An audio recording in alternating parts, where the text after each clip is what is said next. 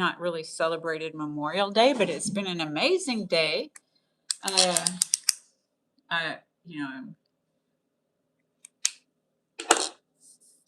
honor those who gave their life for America. There's that. So I do that. And at the meeting this morning, I got to go to the meeting this morning and do that. All right. So if you don't know who I am, my name is Stacy Renee. Get back to business here. Stacy Renee, I'm a mindset coach, life on life's terms coach. So tonight we're going to be talking. Believe this. Can y'all hear me? Is anybody here? Hello? Let's see if it comes back. I cannot believe it. Why do I have alarm? Hello, Rodolfo. Can you hear me? Can you hear me? Can you hear me? Okay, good. My alarm went off because it used to go off when I went on at 7, and I forgot to take it off, and so I had to touch my screen. So I was afraid that, I hate when I have to touch my screen, because when I touch my screen is when I lose the sound. How was your day today, Rodolfo? Did you celebrate Memorial Day today, or what did you do today?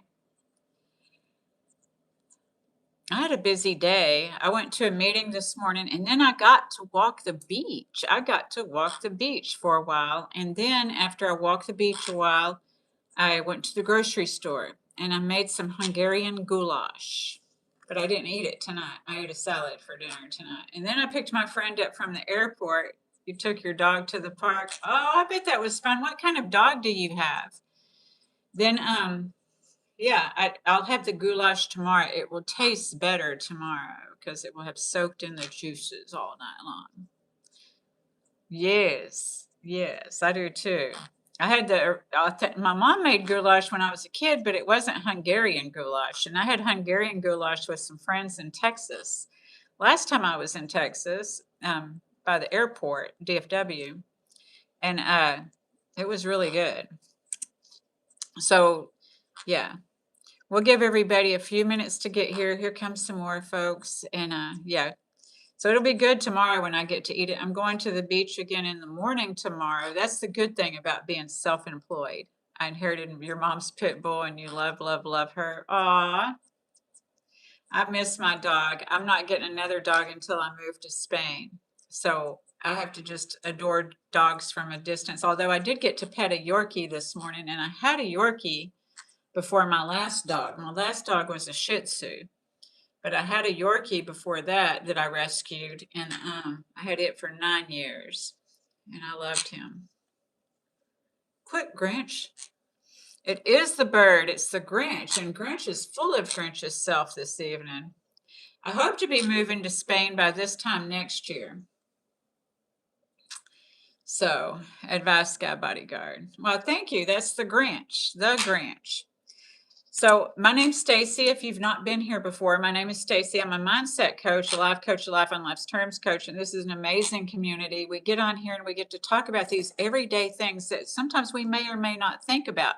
So I love that we get to have these aha moments or share together these moments. So there's only a few guidelines. It's just to be nice in the comments on here, and besides, and not to talk about religion or politics. I'm old fashioned. So we're not talking about religion and politics. But we're not also talking about my age, speaking of old either. So nobody asked me how old I am up on here. So we're going to get started. A lot of times people refuse help. And then they may be saying, oh, they're just takers. But the thing is that a lot of people aren't comfortable receiving help. Yeah, he's not really volatile, Trey. He's a spoiled bird, so he's not really. They say sometimes they pluck because they're stressed. The only stress he has is sexual, because he's my only bird, and so he's on his own.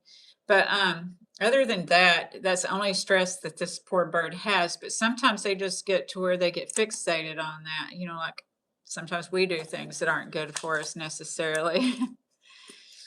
Thank you so much, Advice Guy Bodyguard. I appreciate that. So tonight's topic, we've talked about, have y'all heard of the ACE scores? The ACE scores that are the adverse that that you're stressed too.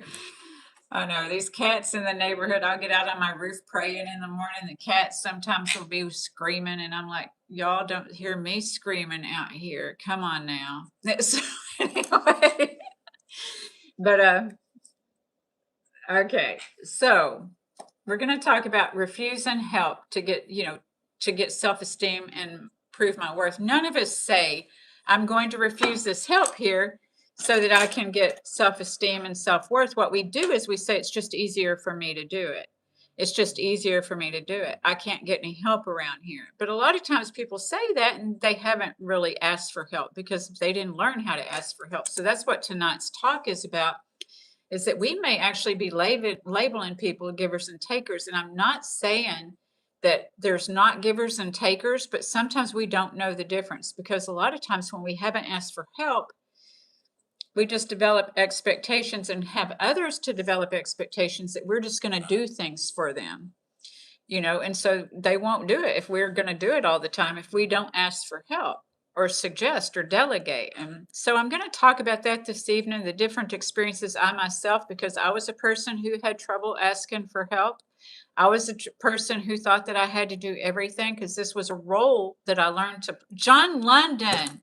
Oh my gosh. Hello. We have missed you. Me, Robbie, the whole community here has been missing you. Where you been? Where you been, John London? It's not giving me hearts anymore, y'all. It will only give me the thumbs up for some reason. I don't know what happened.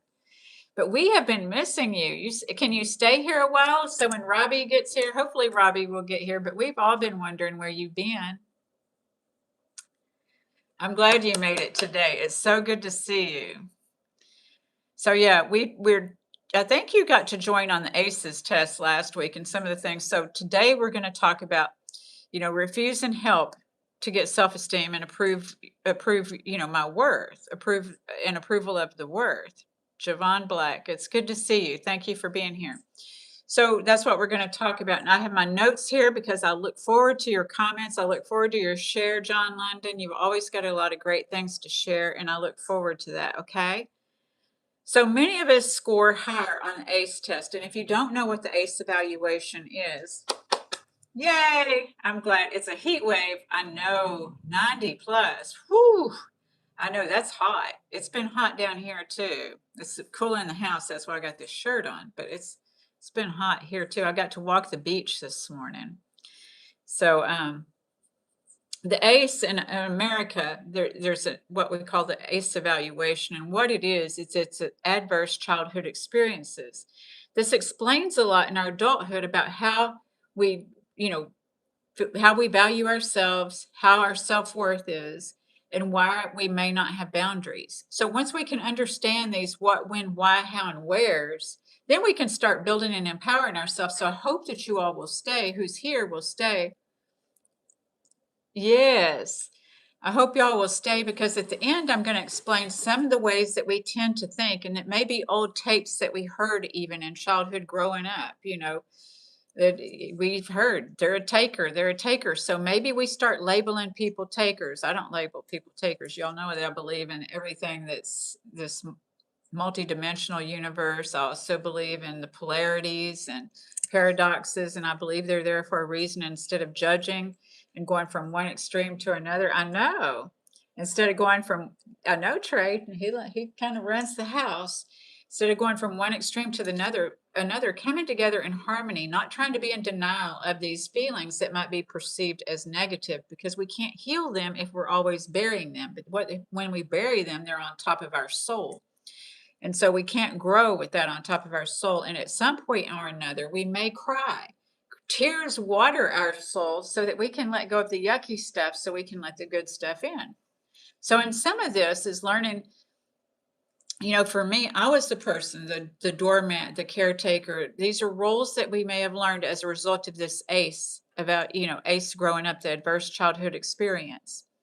And so if we grew up and I'll go over it again just slightly, but if we grew up when we felt abandoned, or where we felt, if we had a parent that was mentally ill or addicted, if we grew up in those homes that, we probably didn't get the attention. So we might have experienced neglect. We may have experienced a parent going to prison. We may have experienced, a major death of a parent or something like this. And these will cause us to learn how to fill different roles in our lives and to make stories up because some things are just not understandable. And so we learn to get creative with our imaginations and rationalize and justify because as children, we just have to learn to adapt. But what happens is sometimes these behaviors don't serve us as an adult. So I hope that this will be helpful for you if you're on here watching, and I hope that if you haven't subscribed, that you will subscribe to this channel and give it a thumbs up, I guess. Thank you very much. So here we grow. So if you scored high on this ACE, the adverse childhood experiences, of all the things that I just said, and learned early in life how to survive, y'all, by overperforming, overachieving, people pleasing, caretaking, or becoming the hyper responsible. This is what a lot of people do. And so they live that in their adult life. And so they're still making up the stories and living that story in their adult life. But in growth, in learning and developing self-esteem, self-worth, value, is we have to do that for ourselves. We can't receive that from outside, but sometimes we are overperforming, hoping somebody will appreciate us. But yet when they do, we don't believe them because we're not feeling it from the inside out. We're trying to get it from the outside in, and it's just not going to stay very long. Anything we try to do from the outside in is just an instant gratification and not something that's embedded. We have to change the imprint to feel different. So as children, we may have learned that love, attention, safety, or approval were tied to what we did rather than simply who we were. We might have felt like we always had to be getting straight A's. We always had to be doing these chores. We always had to be trying to do something. And then there's the other side to where you don't have to, you have no structure in the family, and that causes low self-esteem too. Is it, not being seen, not being heard, being neglected, not having any structure. And then there's the parts that were with the violent families.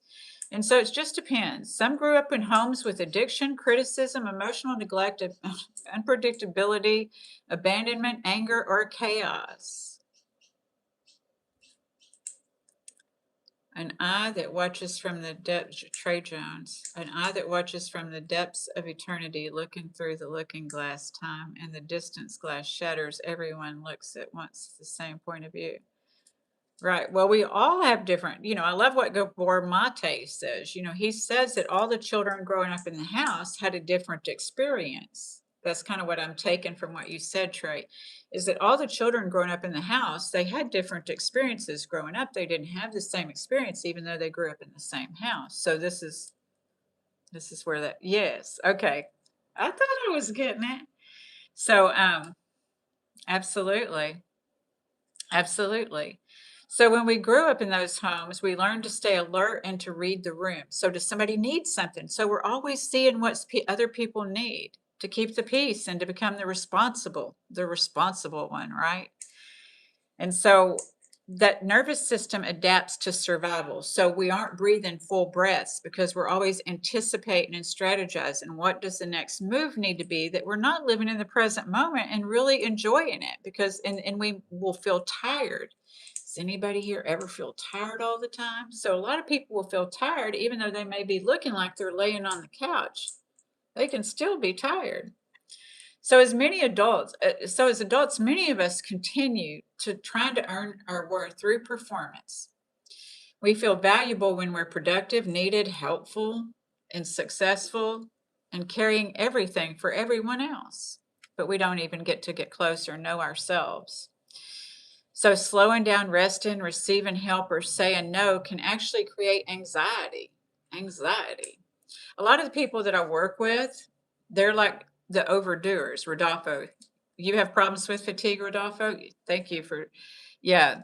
There's a lot of people that I work with have problems with fatigue, but they're also overperforming. They're, taking on, they'll be like, oh, I'll do it, when they're at work. They'll be the one, I'll do it, and they say, and then they do it at home too, it's like, I'll just let me do it. And John London, that's true. I and my friend both experience noticing shallow breaths or not breathing at times. CPT, CPTSD. Exactly. Exactly. Me too. And I still watch it because there'll be times when I'll just be like thinking a lot, just thinking a lot, and I forget to breathe. You crashed energy-wise in your 50s, Rodolfo. Well, I've still got a lot of energy, and I passed my 50s. I'm in the next level, but don't tell anybody, y'all. But anyway, I still am keeping my energy going though. I'm very mindful though. That's why I want to move to Spain, is because I want to go to Spain, I want to go to Italy, I want to go to Greece. I want to do these things because as these 10-year markers, when we get more 10 years behind us than we do in front of us, then these markers, we are going to get tired. Hello, invisible protagonist from Russia. Hello, thank you for joining. Victor Manuel Sanchez from Mexico. Where are you from in Mexico, Victor? I'm sitting near beautiful Cancun and Puerto Morelos. So I'm going to get back to my notes. I have notes so that I can keep up with and be mindful of your time and not go too far to, get off the topic, because the topic's very important. Yes, Spain is the #1 choice. So my best friend lives in Valencia. You're in Cancun?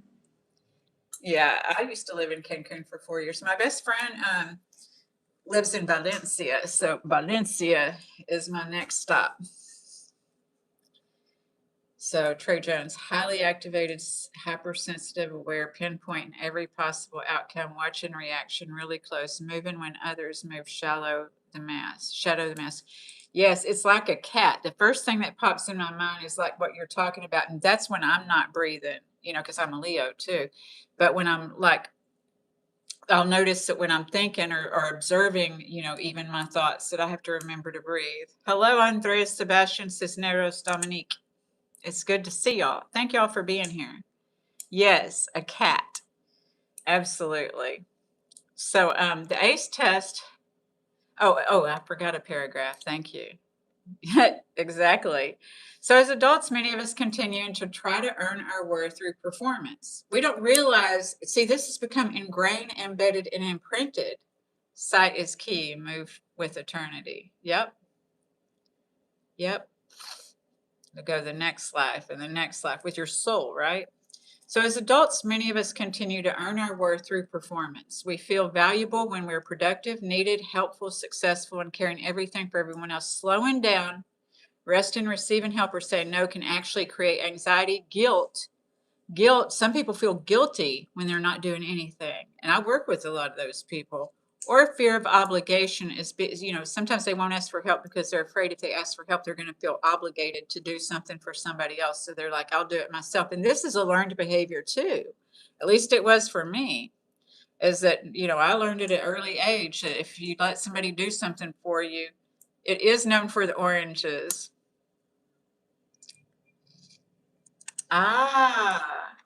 Yes, I was so excited when I went to Valencia in April of last year, because I went out and walked the streets with my friend, and like there were orange trees on the street. I'm like, oh my gosh, there's really orange trees just right there on the street. It was cool. So back to the topic. Thank you. Yes, John London. Thank you. I look forward to going back there. She just finished the Camino though. She only did 5 days, but she loved it. So slowing down, rest and receiving help, or saying no can actually create anxiety, guilt, fear of obligation, or being seen as needy. A lot of people are afraid to be seen as needy, and that too is an imprint. Because somewhere deep inside we learned that our value was connected to what we provided, right? Hello, Dream Builder Repeat. Am I a tarot reader? Well, I like the cards, I do, and I read my own tarot, but that's not what this channel is about. So the ACE test helps us to understand that many of these behaviors are not personality flaws. They are survival adaptations that once help us cope. They used to help us cope. Yeah, I lost a few people with those tarot cards. I probably did, yep. They're fun. I've got a set here, and what they do is, like this one told me, relax. These are really oracle cards. Relax. So sometimes you just need to look for guidance. And simultaneously parallel ultra-dimensional alignment connecting through conscious and through subconscious at the same time, waking up inside the dream, mastering the simulation code with keywords. I take that to answer to Trey. I take that as like our electromagnetic field and the quantum field. So once as like it's as above is so below. And John London, the Camino to San Diego is on your bucket list. Yes. Yes, exactly. And it's on my bucket list too. She just finished it and like she's like, I can't wait till you can come because I love to walk. And so it's gonna be amazing. So maybe you'll get to do your bucket list when we do our bucket list, John London. I mean, when we get to do it. It's okay. It's all right. That's why I got notes, John, so that I can go back to the notes. So no worries. So healing begins when we learn our worth is not something we have to constantly prove. You know, we can prove positive or negative. And the reality is a lot of us don't realize we are trying to prove our worth by overperforming and overdoing things and doing everything and feeling so put upon, right?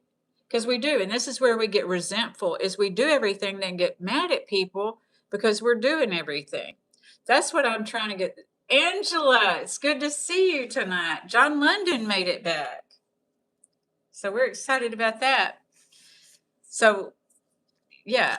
So that's what we're talking about is how we will be overperforming and doing everything for everybody and then getting resentful and not realizing that what we started off doing was trying to prove our worth, but we didn't even know that that's what we were doing. Is, you know, it's just something that we do. It's imprinted and embedded in our central nervous system. So that's what I've touched on today is, you know, how that affects us and our nervous system and why we're doing this and catching ourselves doing this so that we can allow others to help us in ways where we can release and let others help us. Because a lot of times we get caught up in this loop of there's givers and there's takers. And so rather than just labeling people blankly and stuff like that, being able to examine ourselves, there are givers and there's takers. I'm not saying there's not givers and takers. But I'm saying that some people have troubles receiving awakening and depth resolution and open the door that open all the pathways at once. All paths lead to one door. Open the door and see all possibilities in that reality in that dimension of mind. That's pretty deep, Trey. That is pretty deep. Angela and John London, are y'all seeing each other's comments? Because Robbie and somebody else on here the other night, Rodolfo, was it you? It was Rodolfo and Robbie weren't able to see the comments the other night, their comments to each other. 100% performing for others like that, stemming from low self-esteem. I remember when I had that problem worse than now. I know, right? We can catch ourselves now and mushrooms. Okay. All right, then. You take a lot of LSD. Well, it's amazing I can understand. I know I can't see Robbie either. I wonder if he's sleeping. Sometimes he's sleeping and doesn't make it. Or he may think that we're going on at 7, or he may be confused because, you know, I used to go on at 7 and I'm an hour earlier. So that might be what it is. Hopefully he'll get on here because last night he didn't even know. Why did I feel unworthy, Angela? Well, because I wasn't seen really as a child. I mean, I was and I wasn't. I wasn't seen as a child. I was the firstborn. So I started being responsible for things like when all hell would break loose, I started wondering, what can I do? What can I do? What can I do? And so I started doing things. I became, you know, just a Kim. I'm glad you got your steps and I'm glad you didn't forget. I'm glad you're here and I look forward to seeing you tomorrow night. Okay, darling? See you tomorrow. I haven't sent you the link yet, but you have it. It's the same link it was last time. So, John London, deep abstract thoughts. I like them, Trey G. I know Trey's deep tonight. Yes, ma'am. All right, darling. So we're talking about, and I know I've talked to, you know, you've heard me talk about it before, is talking about how we're doing everything. And we grow up with these tapes in our head, you know, because our parents will say there's givers and there's takers. But sometimes we aren't able to receive, are we? Sometimes we have troubles receiving. Star Trekker, thank you very much. So I have my notes here, and you know me, I'm going to circle back around because that's what I do. So that's what the topic is tonight, about how we're trying to prove our worth, but yet we don't realize our worth. We're still stuck in the loop of that mindset, right, John London and Angela? So why I felt unworthy, Angela. So it was like I learned early on to start trying to mother my brothers, kind of, and everything else. And I know that some other people had experience early on mothering, their siblings and things like this. And so, that's why I didn't get to, you know, experience that. There were things I did get to experience as a child, but it took a lot of healing for me to heal my central nervous system so that I wasn't still thinking that I had to be doing stuff all the time, because I felt like I had to be doing stuff because I didn't feel like I was enough.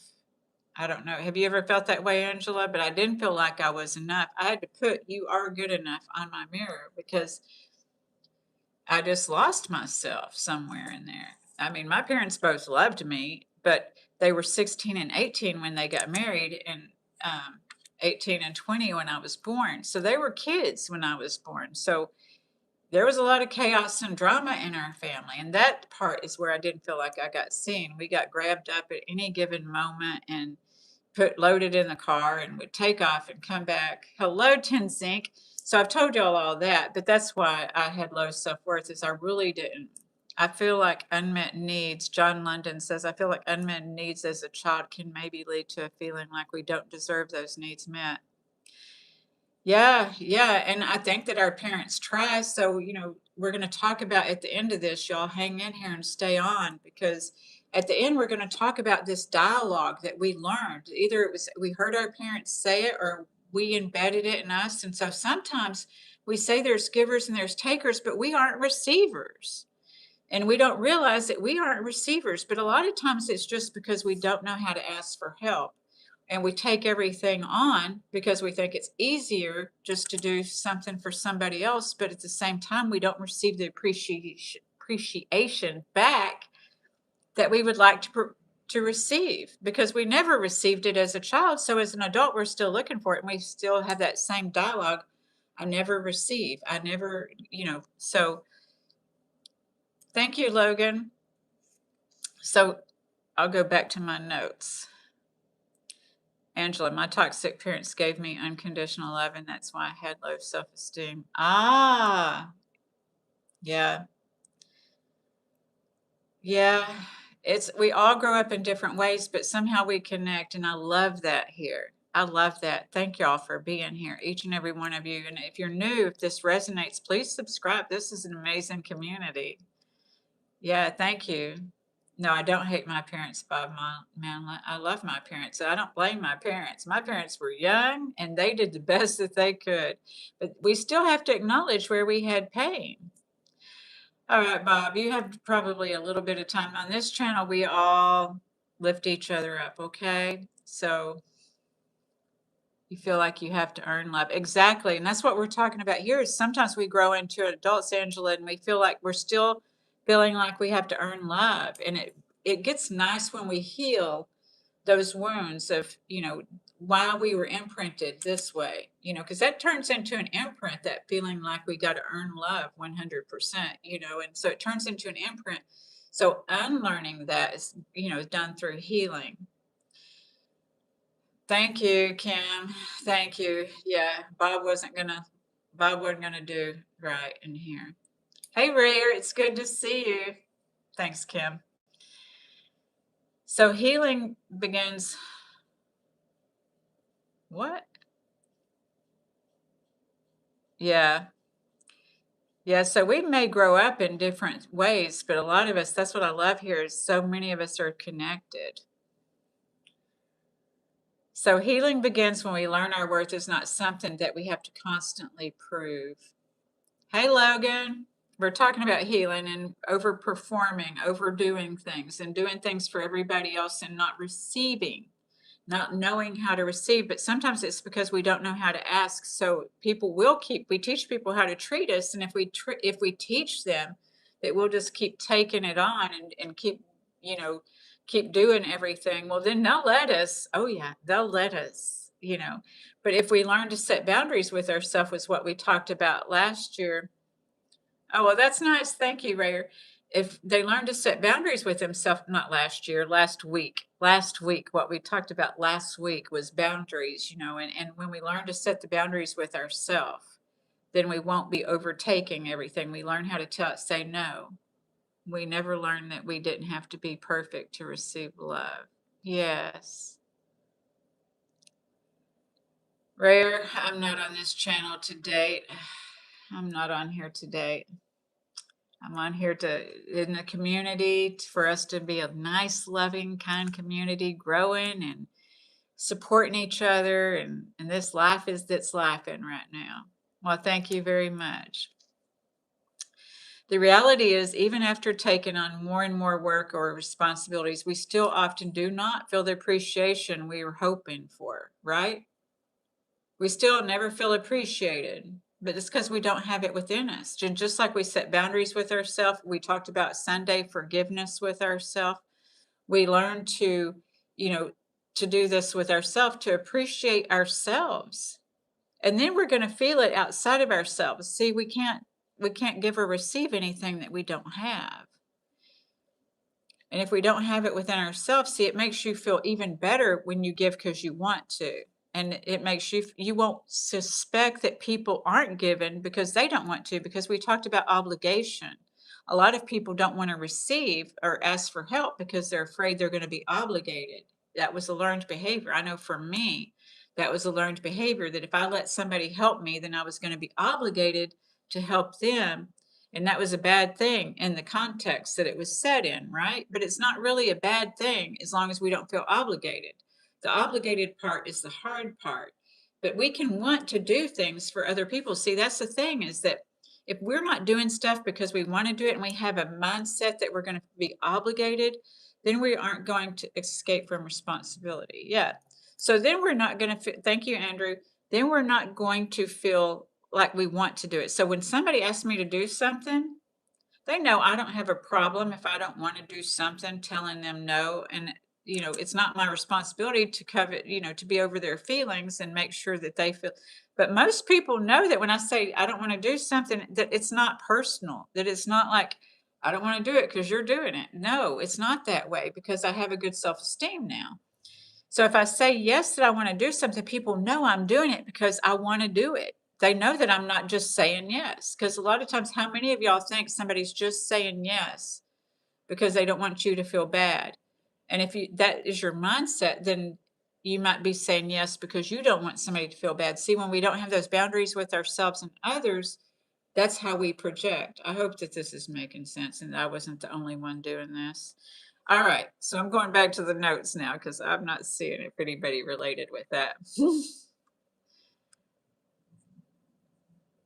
I do sleep early and wake up early, Sharky Jaw. And yeah, that's funny. I was just talking about my Yorkie earlier, and his name was Sharky. Angela, when we don't receive love and approval from our parents, it's easy to receive breadcrumbs in low effort relationships. Exactly, because that's our patterning, right? We learned a pattern. Yeah, most people are dependent on their parents and family members, so lazy they can't reach 30 and don't even know how to renew a driver's license. I know, Andrew. You're not even. I know. I know. A lot of people. I'm surprised. I'm surprised, Andrew, and because like when I turned 16, I was getting that driver's license. I was getting it. But these kids nowadays, they don't get in a hurry to get their driver's license like we used to. I wanted to be out of the house and in the streets. I didn't want to be waiting on people. I wanted to go. So the reality is, even after taking on more and more responsibilities, we still do not feel the appreciation we're hoping for. It's about Mark. Thank you for asking, Mark Bach. It's about when giving and receiving.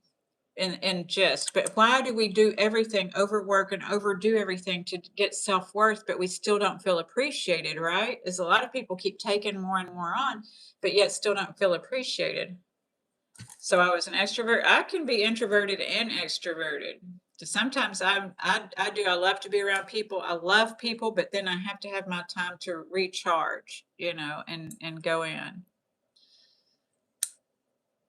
I am outgoing, John London. I know for some it's almost impossible to look beyond their own perceptions, their own feelings and projections are their limit. Yeah, and I think that's the reality.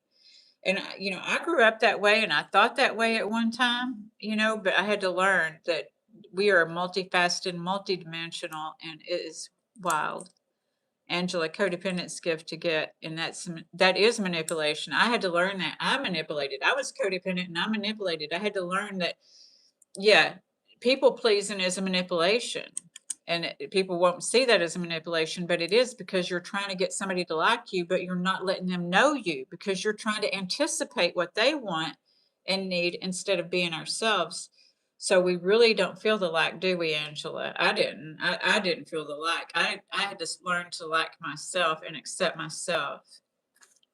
Mark Black, I don't get it. Could you give me context? Okay, listen up for a few minutes, Mark, and see if you get it, because I've got my notes here too, so that I can read comments and stay on topic.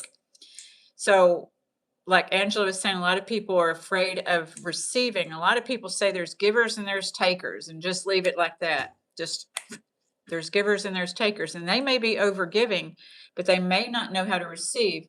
So they're just labeling things flat and blanket a statement as there's givers and there's takers, and just talking negatively about other people. But have they learned to ask for help, or will they receive help? Because I'm going to keep diving deeper into this. Okay, y'all hang in here. Yeah, it's hard because that people please and make me dislike myself as well. And with yes, because when we people please, then we really don't realize, like what I was just saying a while ago, that if somebody does something for me, I don't really know if they're being nice to me because they want to be nice to me, if I'm doing the same thing, right? If I'm manipulating, I expect or suspect that somebody else could be manipulating, because we mirror back. And so we're afraid that that's why they're doing what they're doing. It may not be, but we will perceive that, like you're saying, John London. Exactly. Rare, tell the people you love them and want a relationship. Okay. The reality is, I'm going for what I want when I get to Spain and Italy. We ain't sitting here behind the computer doing that. The reality is, even after taking on more and more work responsibilities, we still often do not feel the appreciation we're hoping for. Many of us do not even realize why we continue to overextend ourselves. We don't know. We just keep running. I work with people that, when I first start working with them, they're just like, and they're in a hurry in traffic and they're just going home. They're not really in a hurry. Angela, thank you, Roxy Jolson. Angela, codependents have transactional relationships instead of deep relationships. Yes. And I know as a codependent, I didn't attract deep relationships either. If I would have, I wouldn't have even been able to know that it was. You know what I mean? Because I had expectations of being let down. I had expectations of, and that was my low self-worth, is I was afraid for people to really see me because of my low self-worth. Here's the deal though, is codependents and narcissists, that's one of the things that they have in common, is being afraid for people to really see them. The codependent though has more empathy. A narcissist does not, but they mirror each other in a way. That's why they're attracted to each other. So the reality is even after taking on more and more work or responsibilities, we still do not feel the appreciation we're hoping for. So many of us don't even realize when we continue to overextend ourselves. We may not even be thinking about it. We're not thinking about it. We're thinking about other people and not thinking about ourselves. Thank you, Kim. Do I have fear of intimacy? I don't think so. I haven't been in a relationship for 4 years. I'll be honest with y'all. I haven't been in, but it's not a fear of intimacy. It's that I know what I want. And I have a saying that, and a lot of people laugh at me because I said, if a man wants to talk to me, he's going to have to use his big boy words. And I've learned that what one-sided relationships look like. And so if somebody makes a plan with me and then they can't stick with the plan, well, they have to go, because it's like the first plans because we set the precedence at the beginning. I had a guy that asked me for coffee last week, so I was going to take some time out and go have coffee with him. But then when it came time to go for coffee, then he was like, "Well, I want to go in 30 minutes." And then he was like, "And my time is valuable. And if somebody can't show up, then I'm not talking." And so, there's just these things that, yeah, and a lot of people are afraid to ask me out too. Not people on here because they're behind a screen, but people in person tell me I'm intimidating, and that's because I'm not going to put up with any you know what. They can tell. They can tell. Rare hope. Relationships can be hard. Stacy, I know what I want. Mark, I'm having issues. People are often dishonest with me while I thought I get it, and now it's major transactional. I'm disgusted from it. I'm not sure how to cope with it, but I tried to be stoic. Has that been that way all your life? Because a lot of times it's just meant to be a catalyst for your growth. Where'd he go? Okay, there he is. Mark, that sometimes it's just a catalyst for your growth. So we can grow from it if we're having the same experiences over and over. Then we have to look at, well, why am I accepting like what was being asked of me a while ago of Angela? You see, I am not so easily, just because somebody's attracted to me doesn't mean that, like used to when I was young, if they were attracted to me and they were attractive, I'd be like, oh, okay. And I might make excuses if they couldn't be what I wanted them to be. But I have less 10 years in front of me than I do behind me. And I'm not going to be like playing those games. I'm not. So, Stacy, maybe you have to go up to the guy. Well, if I saw one that I really thought that I would want to, then maybe I would. John, I get that. Although I reckon some people would meet your expectations but fall short at not feeling good enough. And I told somebody the other evening when somebody, I guess maybe that was on TikTok last week. There was somebody on TikTok last week just trying to get me to convince her how she could get this guy. And because she said, he's afraid of hurting me. I said, well, if he's afraid of hurting you, he's going to hurt you, darling. He's going to hurt you. If he tells you, I'm afraid of hurting you, he's going to hurt you.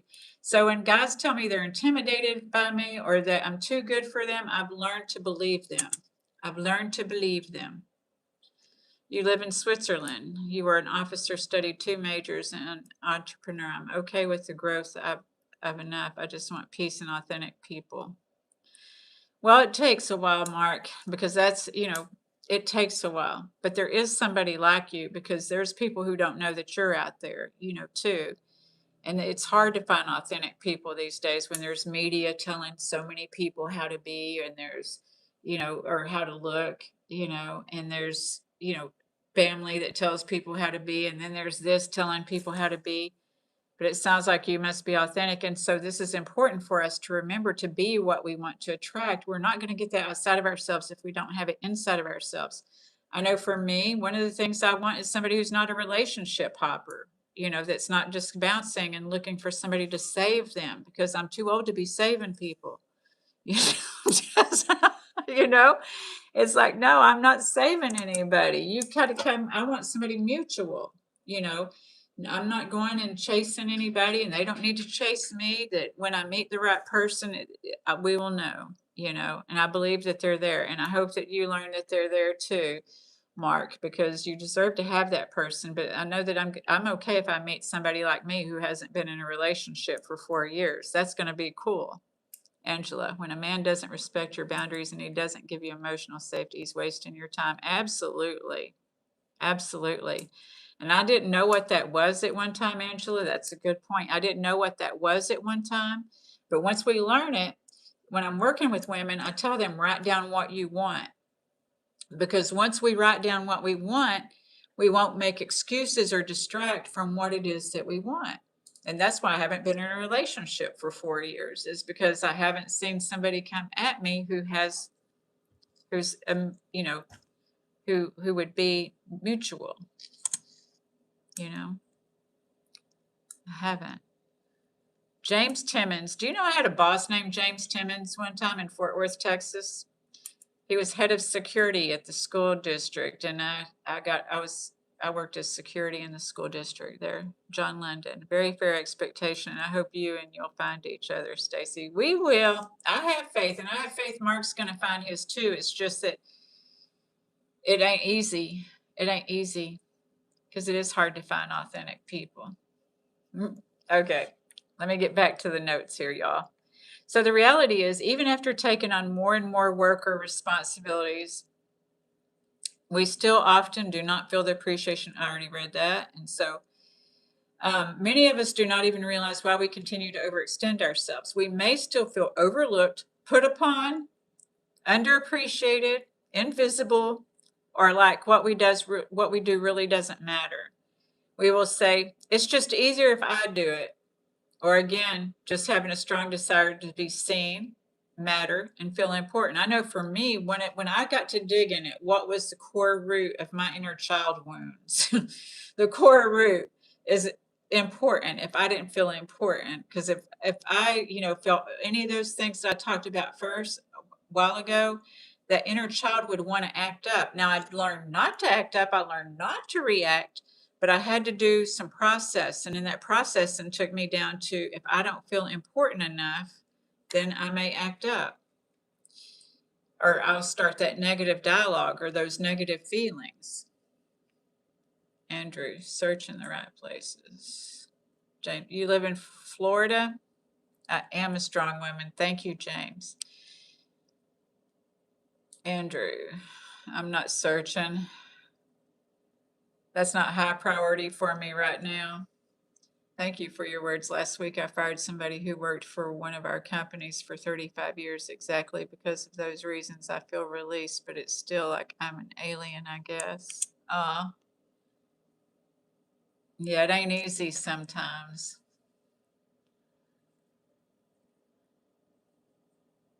Thank you, Ray. I don't know. Did you say something inappropriate? I don't know. Enthusiasm never does. All right. Hello, Sleepless in Germany. All right.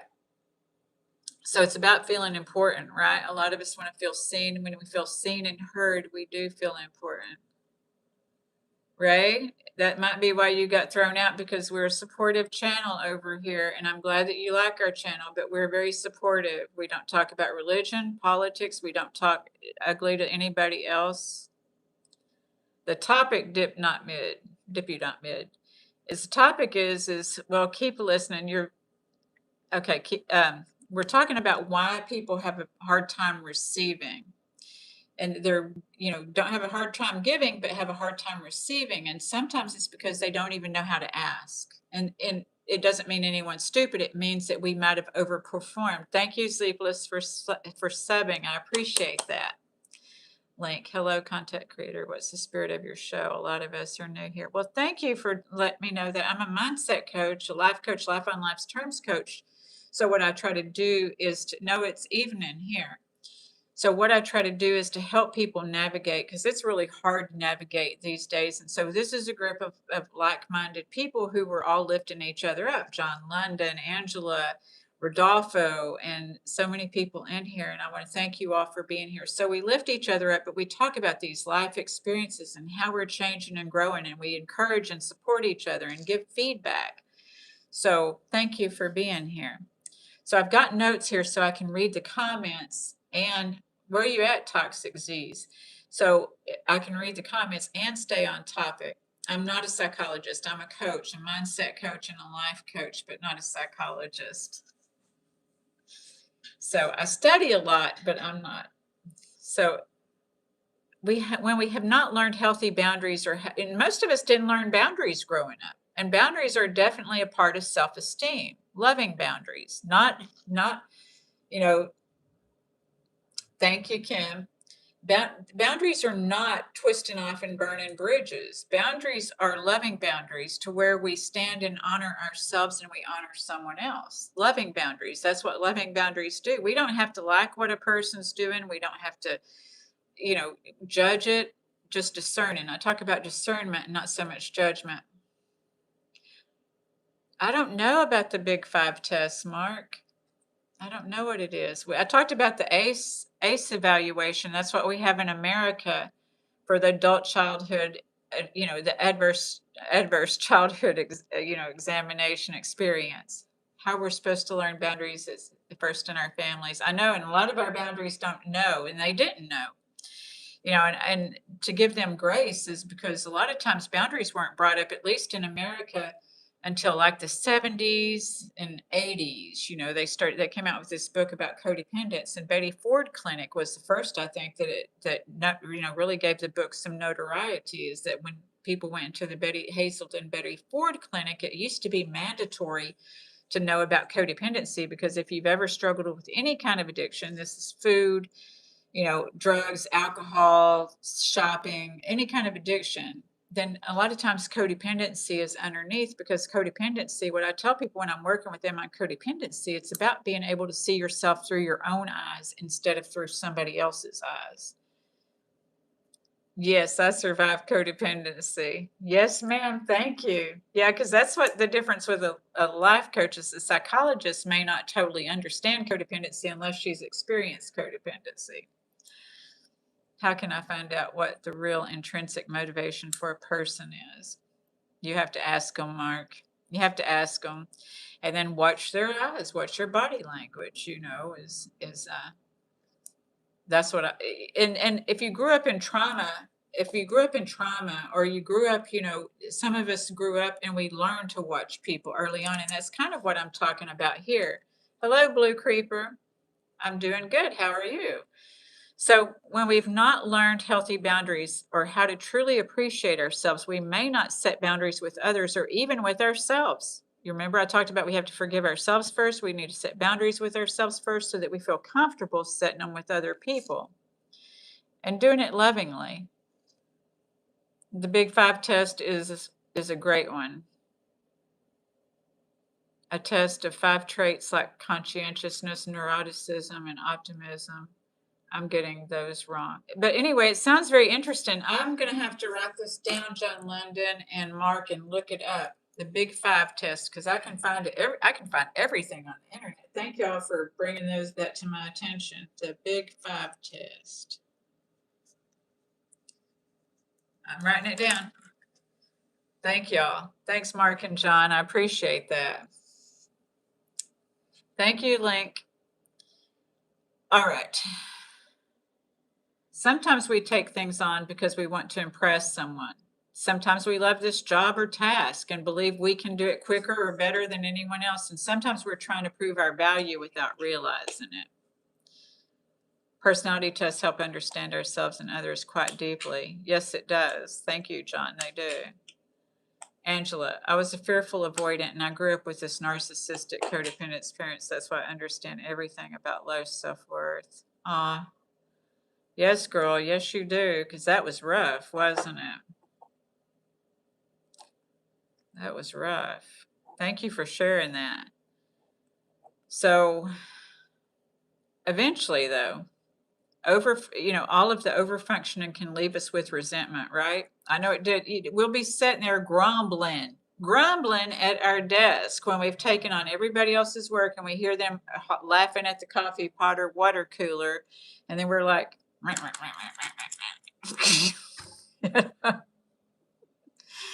I'm not a psychiatrist, Sherry, and we don't talk about my age on here. We don't talk about religion, politics, or my age up on here. Thank you for being here, though, but I'm not a psychiatrist. I'm a life coach, a mindset coach, and I help people with addiction recovery, and that's all kinds of addictions, and codependency and grief.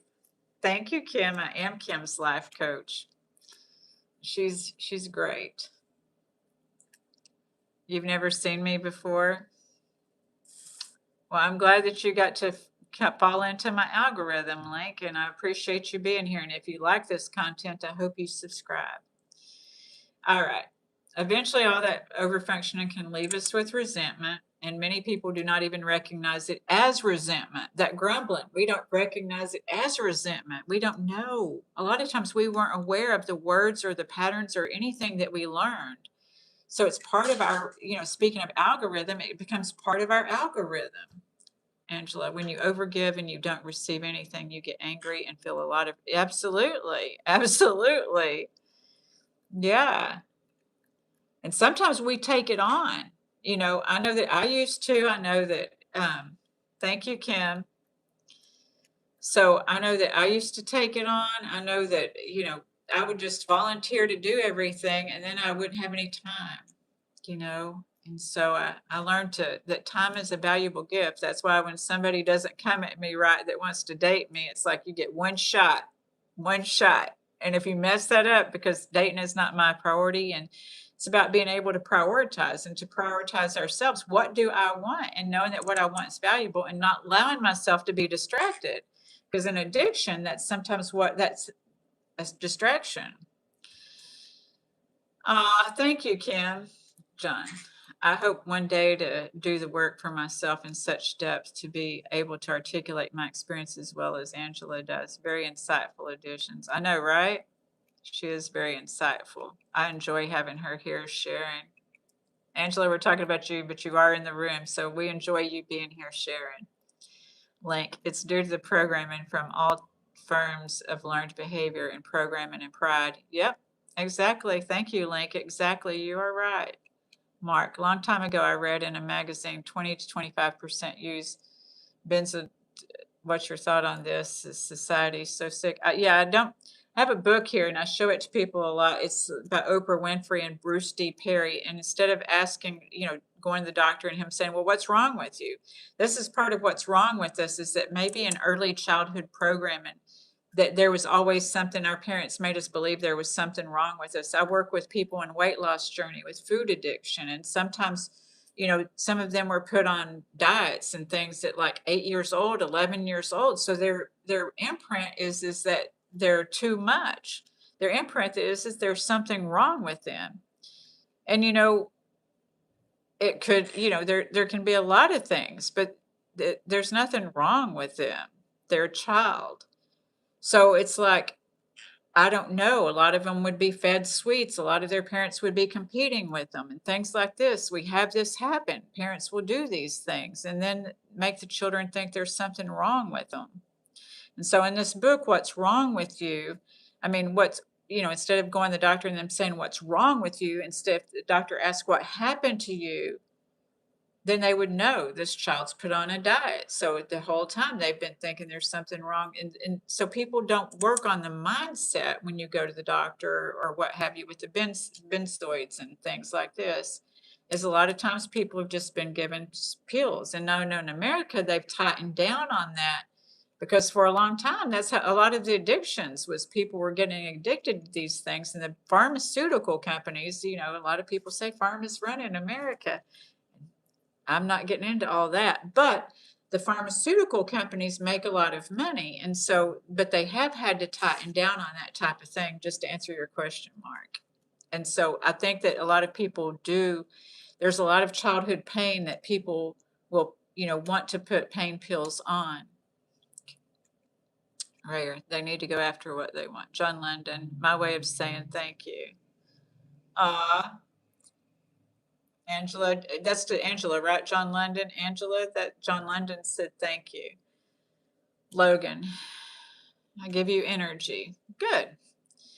Link, I often wonder if we all could learn from the Amish culture. I'm telling you, the people are talking about their gas. The Amish aren't having to pay for the gas right now.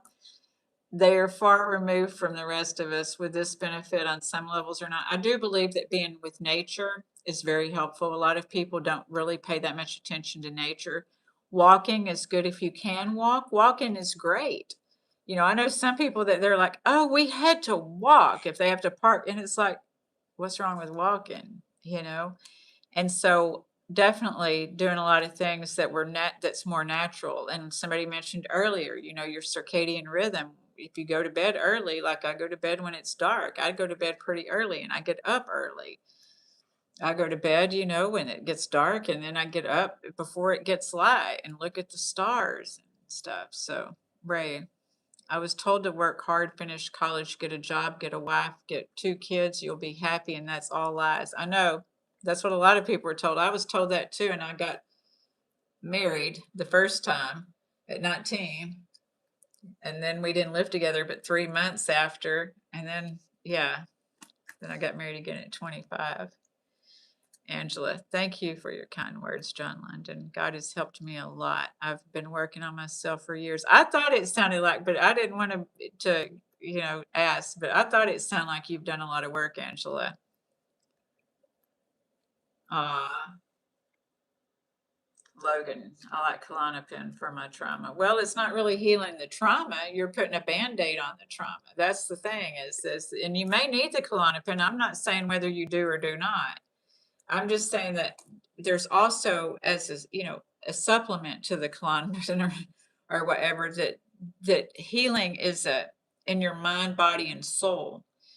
Because the problem with the pharma, and I'm not telling anybody ever to go off any drugs you've been prescribed, but what I am saying is that a lot of these pills and a lot of these things you can see on the TV. I don't take anything except vitamins, but you can see but some people need their medicine. I'm not saying that, but you can see on the TV where it's talking about all these side effects. So we have to weigh and measure. Do I really need them? Because sometimes you do really need them. But if, it's like, it all leads back to money and greed, the exploitation of people in general. Absolutely, John London. Dip not mid. Why do I experience analysis paralysis even with simple choices by constantly trying to predict every outcome? You're trying to feel safe, dip not mid. Dip you not mid. That's what we do is we're trying to feel safe. You're trying to make the safest decision, right? So that you make the right decision, so that you don't get hurt or so that you don't get embarrassed or so that, whatever, because we sometimes grew up in families where we thought we had to be perfect. Angela, you are very welcome. I'm grateful that you're here. Thank you so much. I appreciate that, Angela. Thank you. Pam's here. Pam in the house. Hello, Miss Stacy. The day is throwing me off on our Monday night lives. I need to pack up so we can drive home soon. I'm liked seeing your trip this morning, and your shirt was beautiful. People need to stop playing the victim. We talked about victim villain last week, Ray. If you didn't see it, go back and look at the videos because we do talk about not being the victim or the villain. There's Kim, and Kim said, "Hey Pam, can you see Kim's comments? Because sometimes people aren't seeing each other's comments." Mark Bach, I read 2 books from Gabor Mate. Yes, Gabor Mate is amazing in regard of trauma and childhood trauma.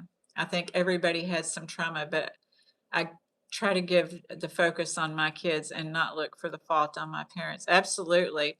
And the thing is Mark, how old are your kids? Is sometimes I talk about, because I know for me, before I learned love and logic and these other things, is that I used to try to protect my kids from my own pain. A lot of us saying, I don't want my kids to grow up like I did. And that's really, our kids don't have our childhood pain until we give it to them, so that's why they don't appreciate us giving them a better life sometimes. And then people want to call them entitled, but they didn't have our pain. We might have overgiven them even because we didn't want them to grow up like we did. And I'm not saying they had to grow up like we did.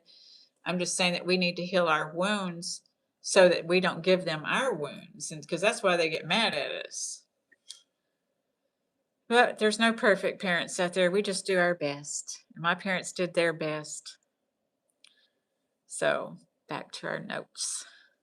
Pam, I'll be listening in. Okay, thank you, darling. I appreciate you being here. I think we didn't inherit the future from our parents, but lent it from our children. Yeah, we just do our best. How old are your kids, Mark? Your garden looks great, Kim. Okay, good. 8 and 5.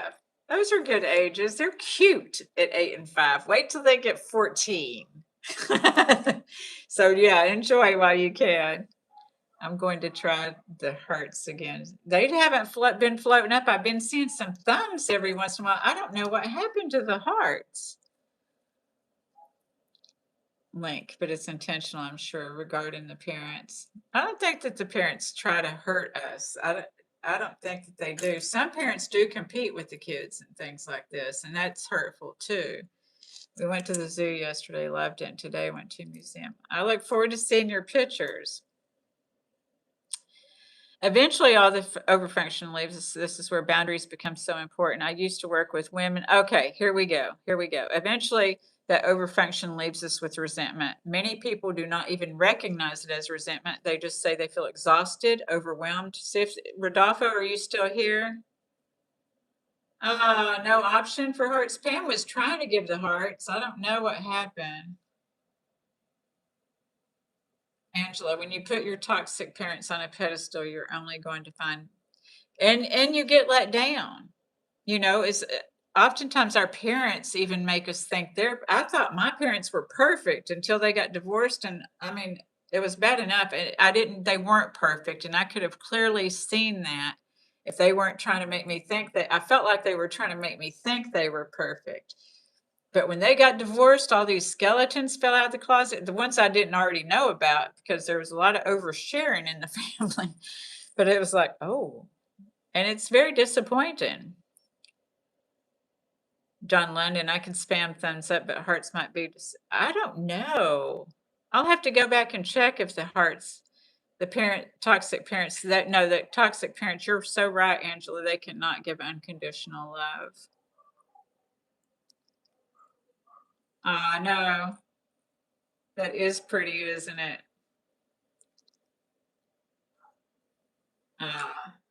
Okay. I'll check the settings because I don't know why it would disable the hearts, but I'll check the settings. But I do get the thumbs, so thank y'all for the thumbs.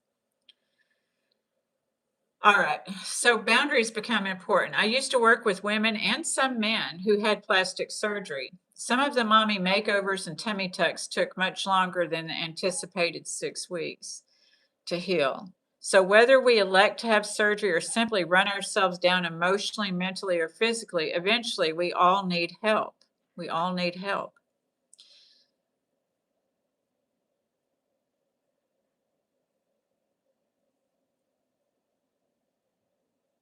Just the thought, could the idea of the Brady Bunch and Leave It to Beaver ideal life have relevance here, the Carol Burnett show?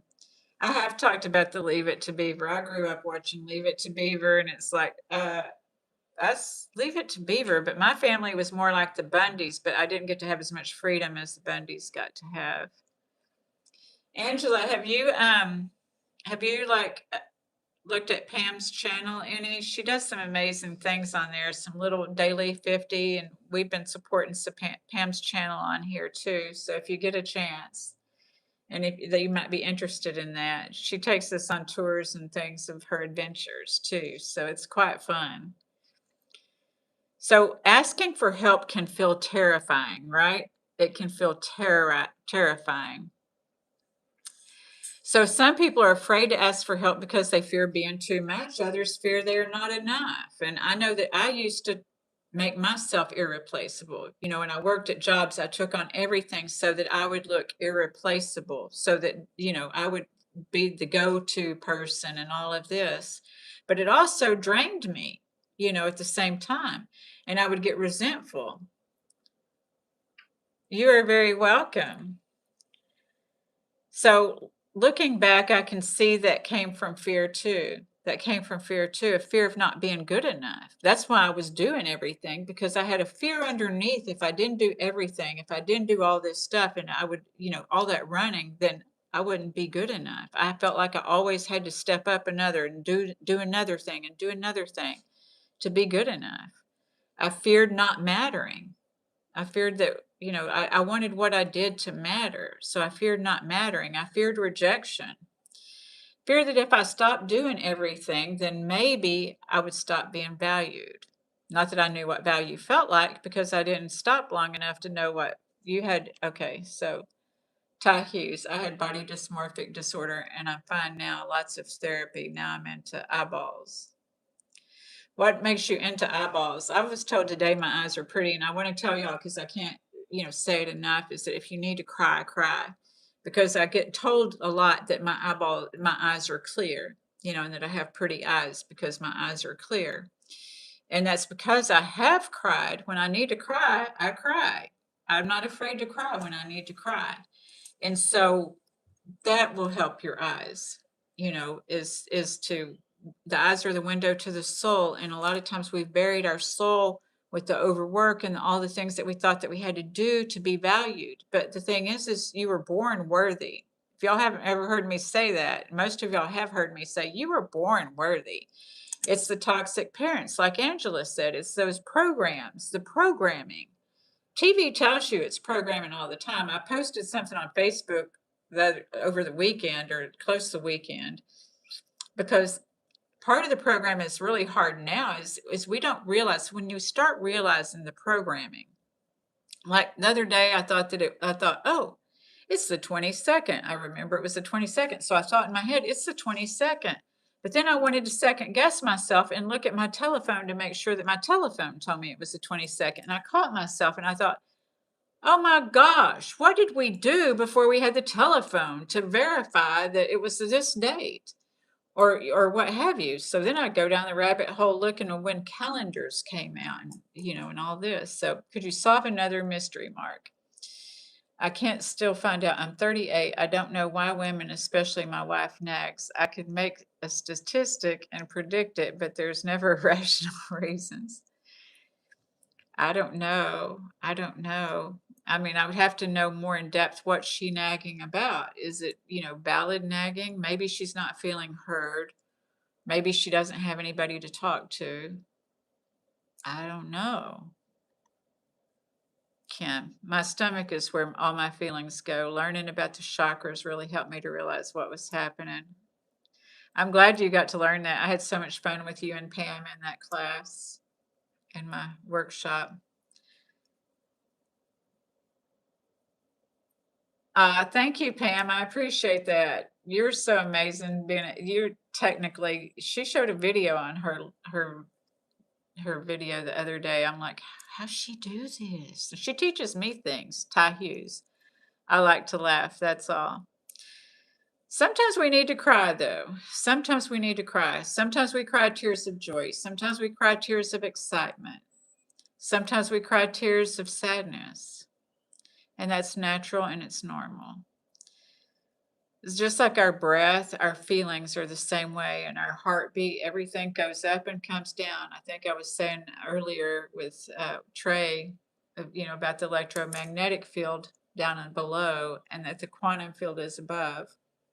So that's, as above is so below type thing. Link. What if we took a break from the media for a time and got back to the basics? This aid in resetting back to normal, or would this cause mass or paranoia? Does media enable? Yes, media does enable some of this. I couldn't believe I never got into some of the celebrity families and things on the media, but I couldn't believe how many people did and how many people were trying to model their lives after these celebrities on the TV, and they really didn't do anything. I'd be like, but all they're doing is they're not, I didn't understand it. It wasn't actors and things, just, not sitcoms, you know what I'm talking about, reality TV, but it's not really. So yes, I do think that people try to model themselves after some people on TV, and that's not their life. Kim and Pam, it's their stomach. John London, true, the beauty of the soul is reflected not just in the eyes, but in your aura. Exactly. I tell you what, my aura was on point today. You get those days when you're walking down the street and everyone looks at you and they're like, well, down here, they're like, buenos dias, hello, hola. And it was one of those days, and it makes you feel good, right? When you're just like, your aura is on point. Yeah. Pam. Ty, I only cry if I laugh too hard. Really? Mark, why do women nag? My wife is a responsible person and studied philosophy. Is it philosophy? Smart and charming. But the nagging is a mystery to me, like pyramids. Don't know why and who all. So she may need a friend. I tell a lot of women, to talk to me first before they have a conversation, because I know that men like to fix things, but they also like things more direct. And this is what I tell my ladies is men like you to communicate more directly, because sometimes women have learned, and I don't know what nagging is, to you or what, but sometimes, we need friends to process stuff with. We need friends to process. So maybe suggest, do you have some friends to process this with? Because I'm sorry, I just needed more direct, Angela, it's important to find reciprocal relationships instead of trade. Absolutely. Absolutely. And like what John London was talking about earlier with the aura, or was it John London with the aura? But is knowing. You're going to know. We know once we get to know ourselves. Once we get to know ourselves, this is the thing: is once we get to know ourselves, we're going to know other people. We won't be buying into a illusion of who people are, because our representatives always show up first. Thank you. I noticed it's harder to show a video on StreamYard unless we pay for their service, but I was able to do a Prism. Yeah, you're very smart at doing this. I just want to get the video and get the connection with you all, and I can't. I'd be afraid of touching my. Me, I can't touch my screen. She has a lot of friends. I don't know about the trust in this relationship, but do you think men should be compassionate for this need to talk without focusing? I suggest reading the book Men Are From Mars, Women Are From Venus. Have you read that, Mark? Because even in that book, it talks about how men, they like more direct conversations, and they like to fix things, and women just like to process it and talk. And so if you can get her to read it too, maybe she'll understand and y'all could talk about it together. Is just what I could suggest, by not knowing either one of you, is to talk about it together. That look, I don't have the bandwidth for this. And it's okay not to have the bandwidth for it, Mark. It's okay to be honest and tell her that I love you, but I just don't have the bandwidth. Set that boundary. Angela, women don't nag when men ask what women want and make an effort to understand and give what is we needed. Yeah, if she's, it sounds like she's just telling him stuff that she's processing, but you're exactly right. Women, did you see what Angela said, Mark? Women don't nag when men ask what women want and make an effort to understand and give what as women need. I agree. I get scared to touch things too. Yeah. Thanks, Pam. Link. What if we develop on mass levels of unplugging from? Okay. So yes, Link. I do that. Like after 8:30 at night, when people call or text me, I don't answer. On weekends, I'm not on here as much. I get on here on Sundays, but I don't get on here like checking things over and over. I don't get on Facebook. I'm on Facebook, Instagram, TikTok. You see me on TikTok 2 days a week because I can't. I just don't have the bandwidth to be on TikTok and all these other social media channels all the time. I'm on Facebook more because Facebook is older for me, and that's where a lot of the people that follow me are. TikTok, I'm building a little part, but I don't have as many people on TikTok, and Instagram ignores me pretty much. So I'm just kidding. I don't know what they do, but I only get a few people who pay. So anyway, some people are afraid to ask for help because they fear being too much. Others fear they are not enough. I used to know that myself. Okay, so it never occurs to many of us that we're impulsively taking things on. So thinking about that, if you're feeling overworked and all of this, are you impulsively taking it on? We may honestly believe we have to do these things.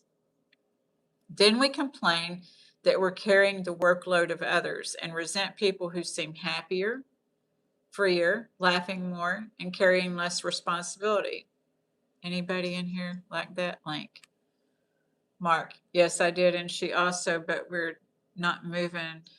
Have you tried coaching or counseling or any kind of therapy, Mark? Maybe that would help if it's really, really annoying for you and her, because maybe she's not feeling heard. I don't know, because I don't know y'all, but also therapy.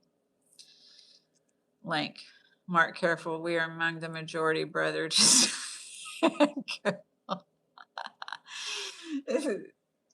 John London, the auric field is a lot like chemistry, that two people can harmonize and form immediate connection if their aura authentic self is healed. And exactly, John London. Yes, I agree with that. I agree with that. My glove, welcome. I'm glad you're here tonight. Are you off work or are you taking a break? Greetings, my glove, Mark. I did. I asked and made a billion efforts. It seems that I should know, like the psych. Oh no, Mark, she needs to talk to me. I have another person on here that they think people. See, she grew up thinking that, though. A lot of times people grow up thinking, and I did too. This was part of my codependency. Is there's when we don't get our needs met as a child sometimes, and I'm not saying that my parents didn't give me my bottle. They gave me my bottle. They doted on me as much as they did all three of us. I mean, I got the most attention of all of us. But the thing was that I also took on a lot that wasn't mine to take on. And so when we say they should know, either our mothers or fathers might have said, had this dialogue, is they should know. They should know. And no, we don't. They should not know. They should not know unless we've told them. Now, if she's told you something, then you should know. But a lot of times people just have expectations. And this is like codependency, right, Angela? And codependency, people have expectations. Or she may not be codependent. She may just have the dialogue that she grew up with thinking, you should know. And the thing is when I'm talking to people, and one of the big things, and when I do have when I do meet somebody, is being able to use, like I said earlier, their big boy words. So they need to be able to ask me for what they want. And I have to be able to ask them for what I want. Because in a emotional mature relationship, we're able to do that without having expectations that somebody's going to treat us like a child, an infant, because we don't want to be treated like children either. That's the thing, is a lot of times women will give up so much power, and then they want somebody to make the decisions for them. Then they get mad that they feel like the other person's thinking they're less than or stupid. I did anyway. And that was part of my journey and my work on myself when I was younger. Is that I thought people should know too, because I didn't know how to ask. And so that could be part of it too, Mark, is that she just don't know how to ask directly for what she needs and thinks you should know, because you should not know. We have to ask for what we want, need, and desire. Yeah. Yeah, you're not a mind reader. Oop, Mark. Oh, he's just trying to say that there's so many women here that just get in trouble. My glove, you are off work. Good link. Word of advice. If having issues with spouses, the best person to fix issues would be the spouse over strangers. Just saying, she's not here to defend herself on the complaints. Yeah. Well, thank you, Mark. Yes. So, yeah, if there's a problem, you need to tell your wife how both of you are going to solve the problem together. You also need to make her feel seen, heard, and understood. So it sounds like he's got a good relationship with her. He just thinks she nags. And I don't know, exactly what that means. And if she thinks, there's always two sides and then there's in the middle. And that's what I always like to talk about, is the harmonies. How do we create harmony? So maybe just asking her, how do we create harmony? Because, I don't know if you're feeling heard is why you're telling me this, so do you feel heard? And what is it? I don't know, if she's asked you. Harmony, yes. So asking her, how do we create harmony? Yeah. So yeah, if she hasn't asked, then she's got to learn to use her words and ask, and feel comfortable. So yes, I would suggest that book, Men Are From Mars, Women Are From Venus, because we do communicate differently. We do. You want harmony, next level higher. We have potential. I know you do. I know you do. Yeah. It's just different. Men and women communicate differently. And then, in intimate relationships on an everyday basis. It never occurs to us, many of us impulsively taking things on. We honestly believe we have to do these things. Then we complain that we're carrying the workload of others and resent people. Yeah, I already read that part. My glove. Angela, if she's nagging, she's repeating something like a broken record. What is she saying? Now you got them wondering, what's she saying? My glove. Finding the middle ground or harmony can range from really easy to really difficult. Link. Let's reverse this. If Mark's wife spoke about him on the blog complaints, would Mark get offended on some levels? My point again is God asks us to keep the problems in the home, not to others. It's okay to talk about things on here to, about vacation plans.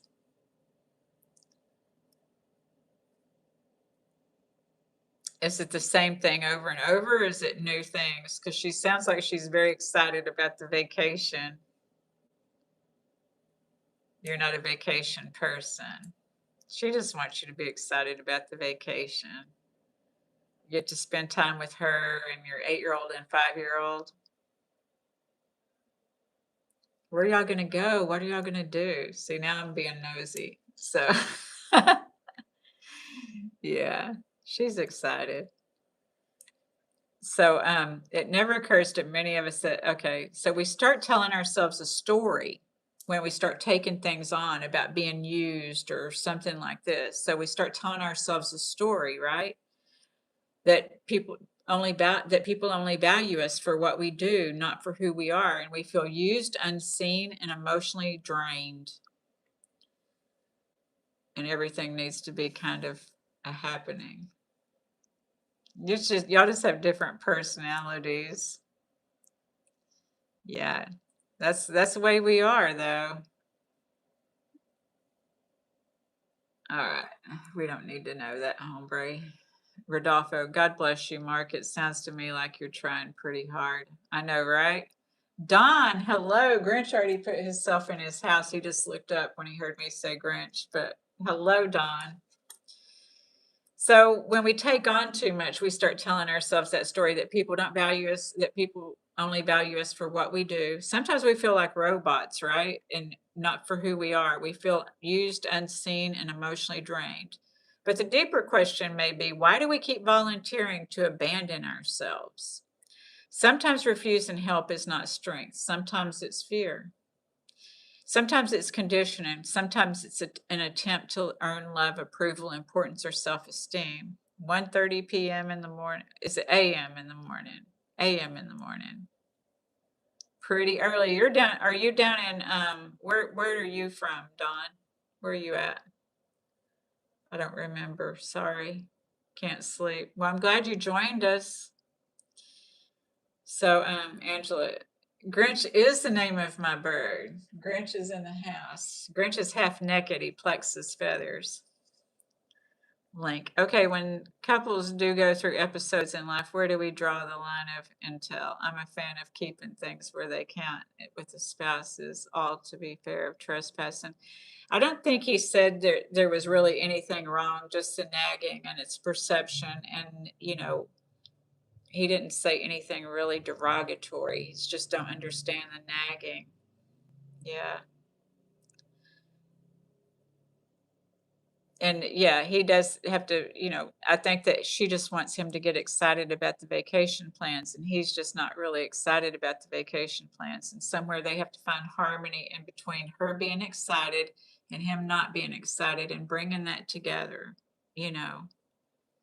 And without working with both of them, I can't, you know, do anything, but I can say he does acknowledge the harmony, right, Mark?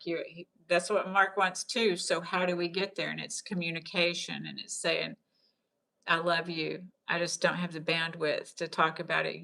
I am looking forward to the vacation with you and the children, but I just can't talk about it any further right now. I just don't have the bandwidth. So it's about setting that boundary. I just don't have the bandwidth right now. As long as you talk to her some about it and, and say, I'm just so happy you're excited. I'm just so happy you're excited, darling. My glove, I love those pink hands. All right, Don. I once said if you listen to me just a bit, I wouldn't have to nag. Yeah, your guy really doesn't listen to you, though. I don't think.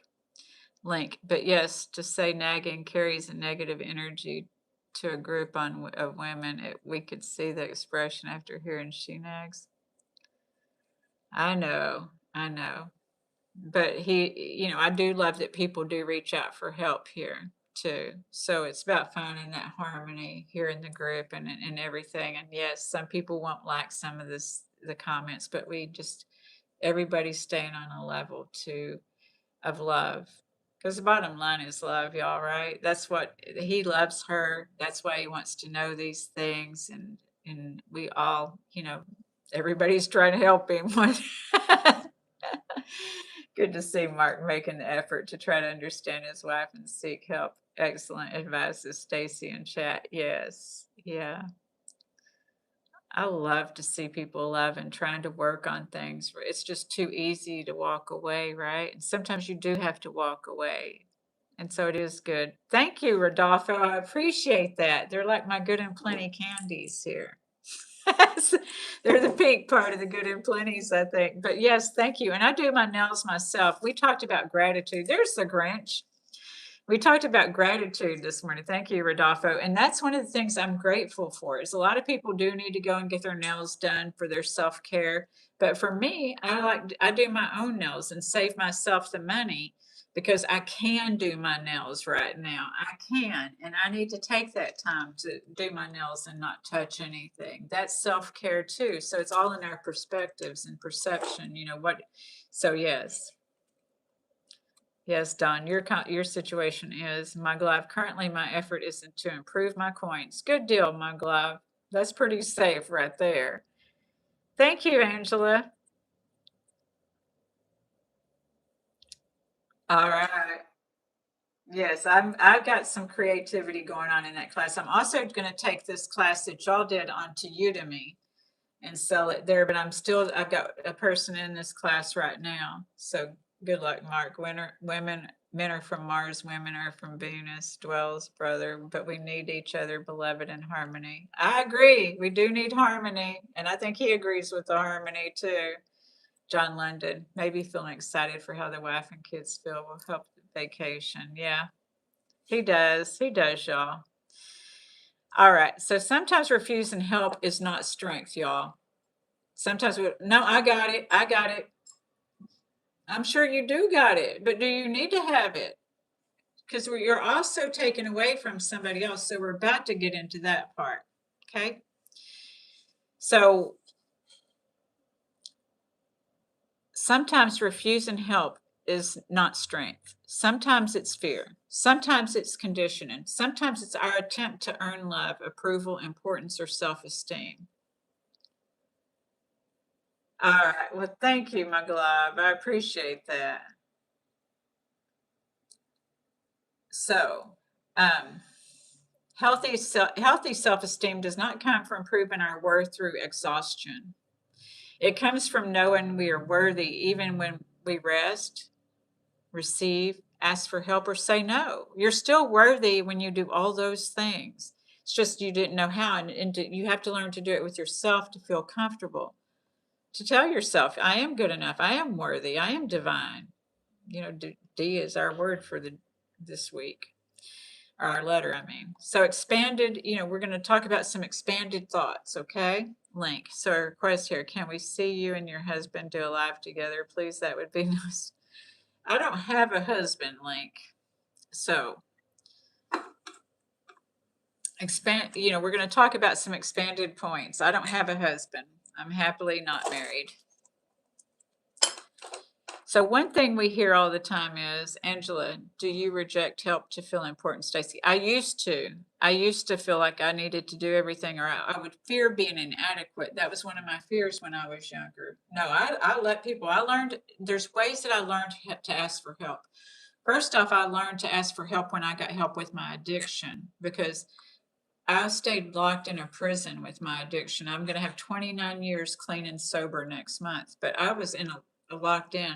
I didn't know how to ask for help, and I was scared to ask for help, but I had to ask for help with my addiction because I didn't know how to stay clean and sober because I grew up seeing this. I grew up with this. So that was the only way I knew how to cope. Mark's leaving us.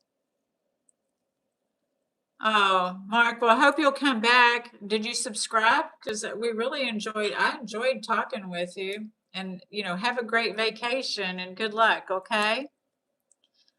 Link. No worries, Rodolfo. Thank you.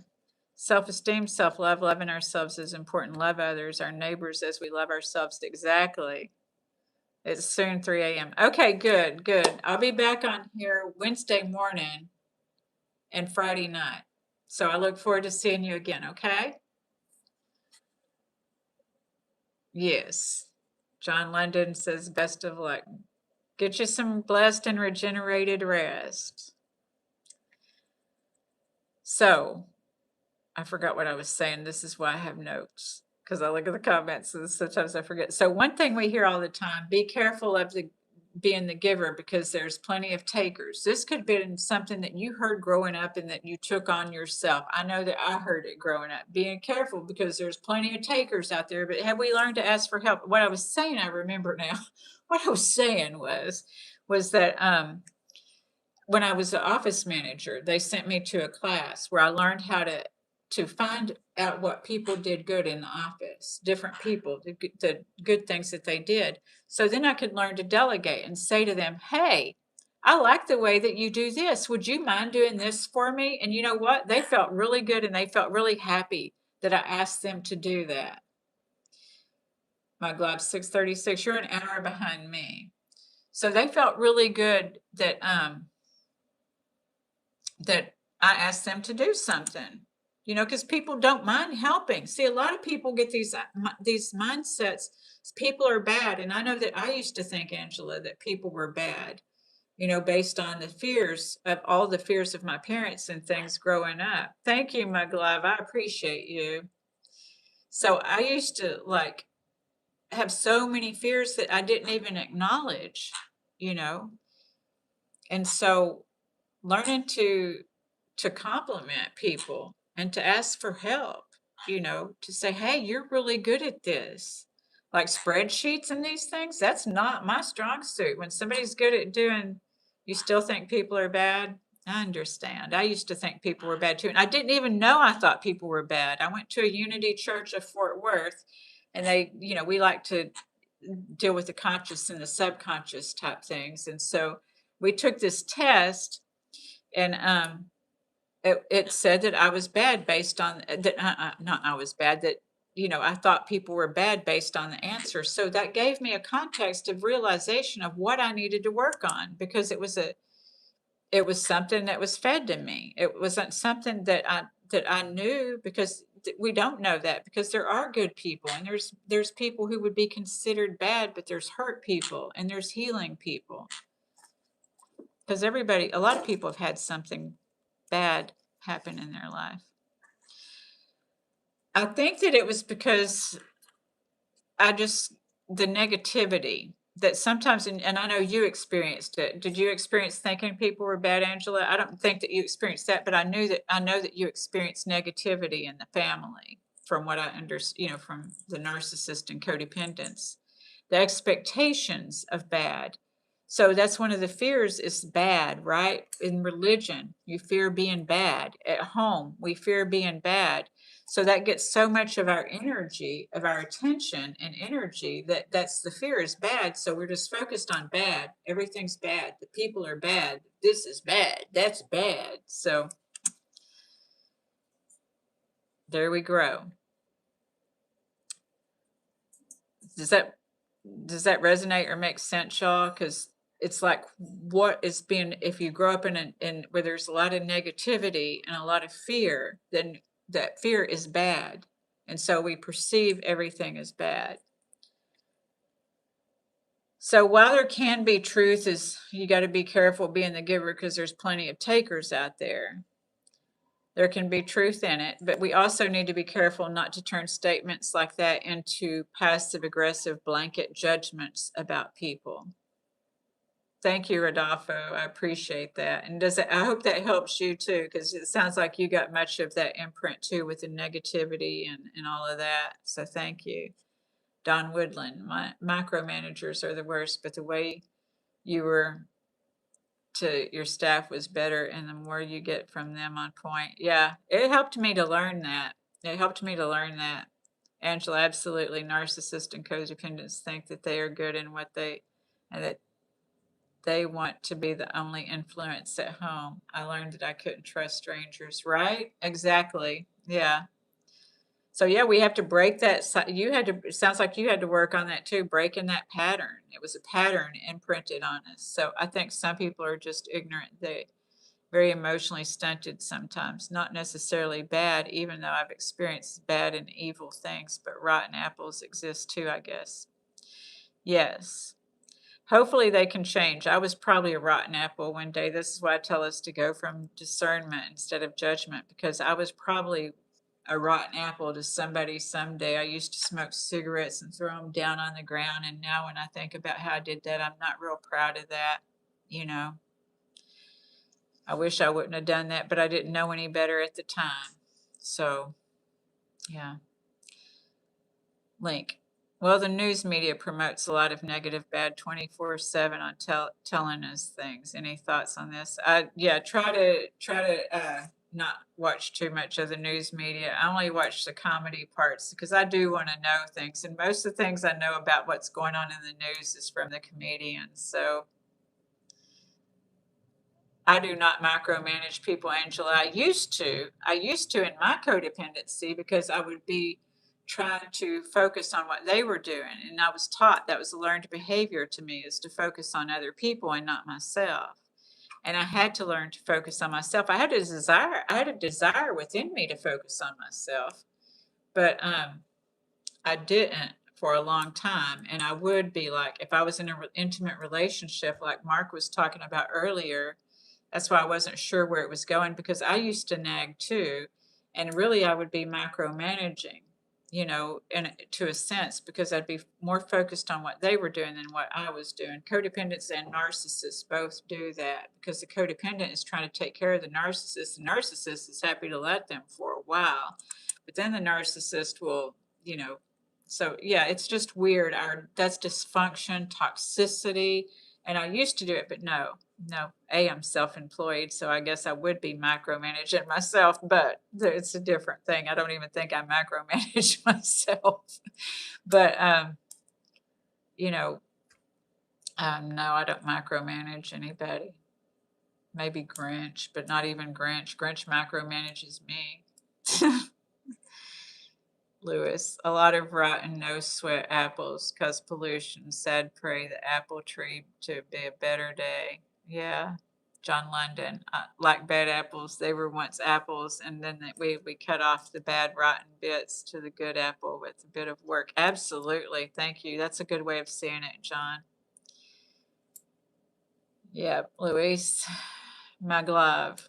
I don't watch the news and I don't read the paper. That's a good plan. I quit reading the paper a long time ago. Sometimes I watch the smut, but I try not to watch too much of the smut. It's about having that boundaries with myself. It's about having boundaries with myself. I know, Don. I know. I was not always a good girl. I was not. I was not.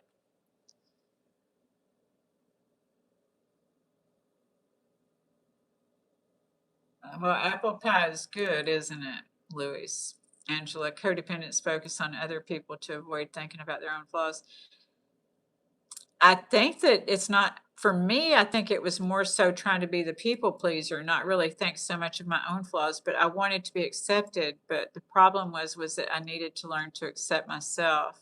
And it's true, maybe their own flaws, but it's not conscious, right? It's not conscious. At least it wasn't for me. It wasn't conscious. It was that I wanted to please them. I wanted to be appreciated. I wanted to be approved. I wanted to be all the things that I needed to do for myself.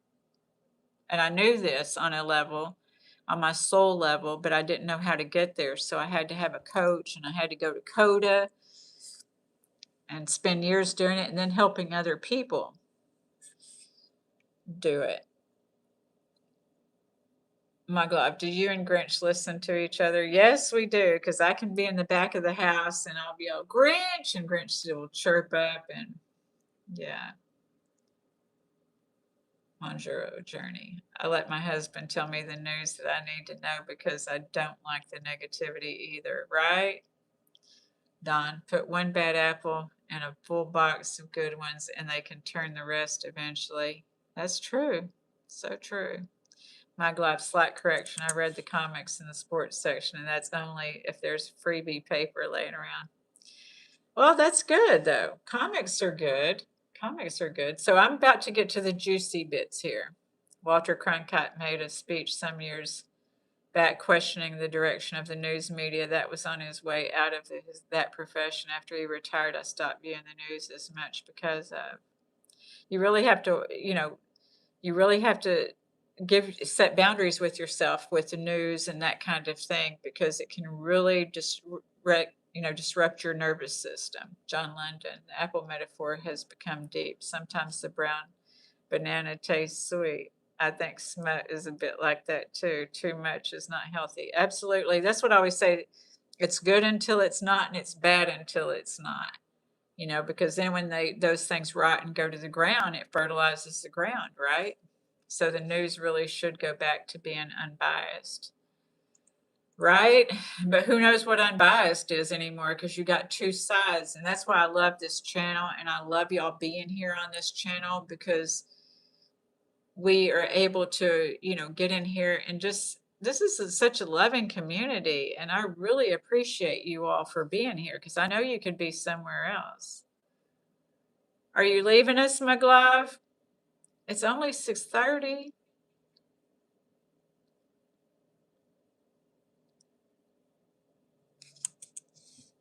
All right, so we're going to talk about the other side, about how, so I will get this going here. So one thing, okay, so while there can be truth in the taker giver thing, okay, good.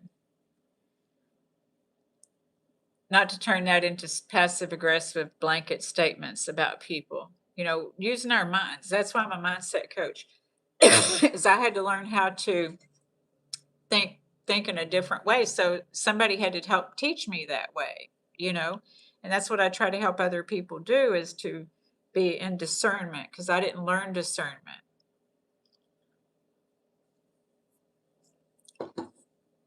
Discernment's an important quality to have, because what I did learn is when I judged things, it would backfire on me.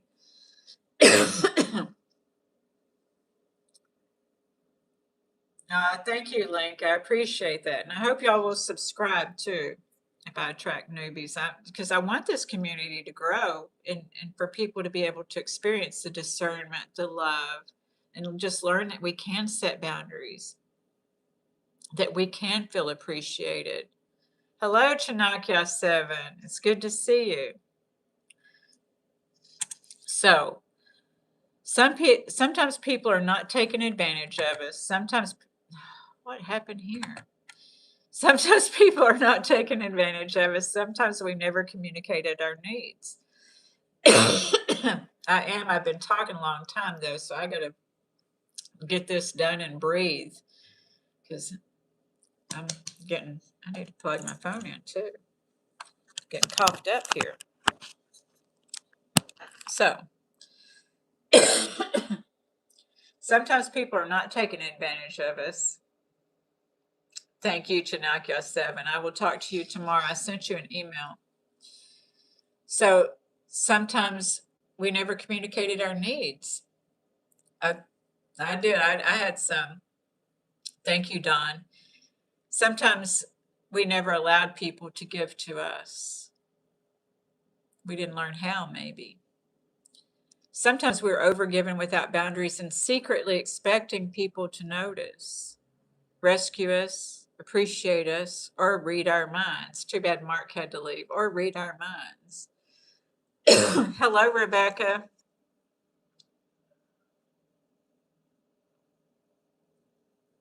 Okay, Link says for me to warn the men not to flirt with beautiful women on here, because it's not the place to go. I know, Chanakya 7 and I've been talking.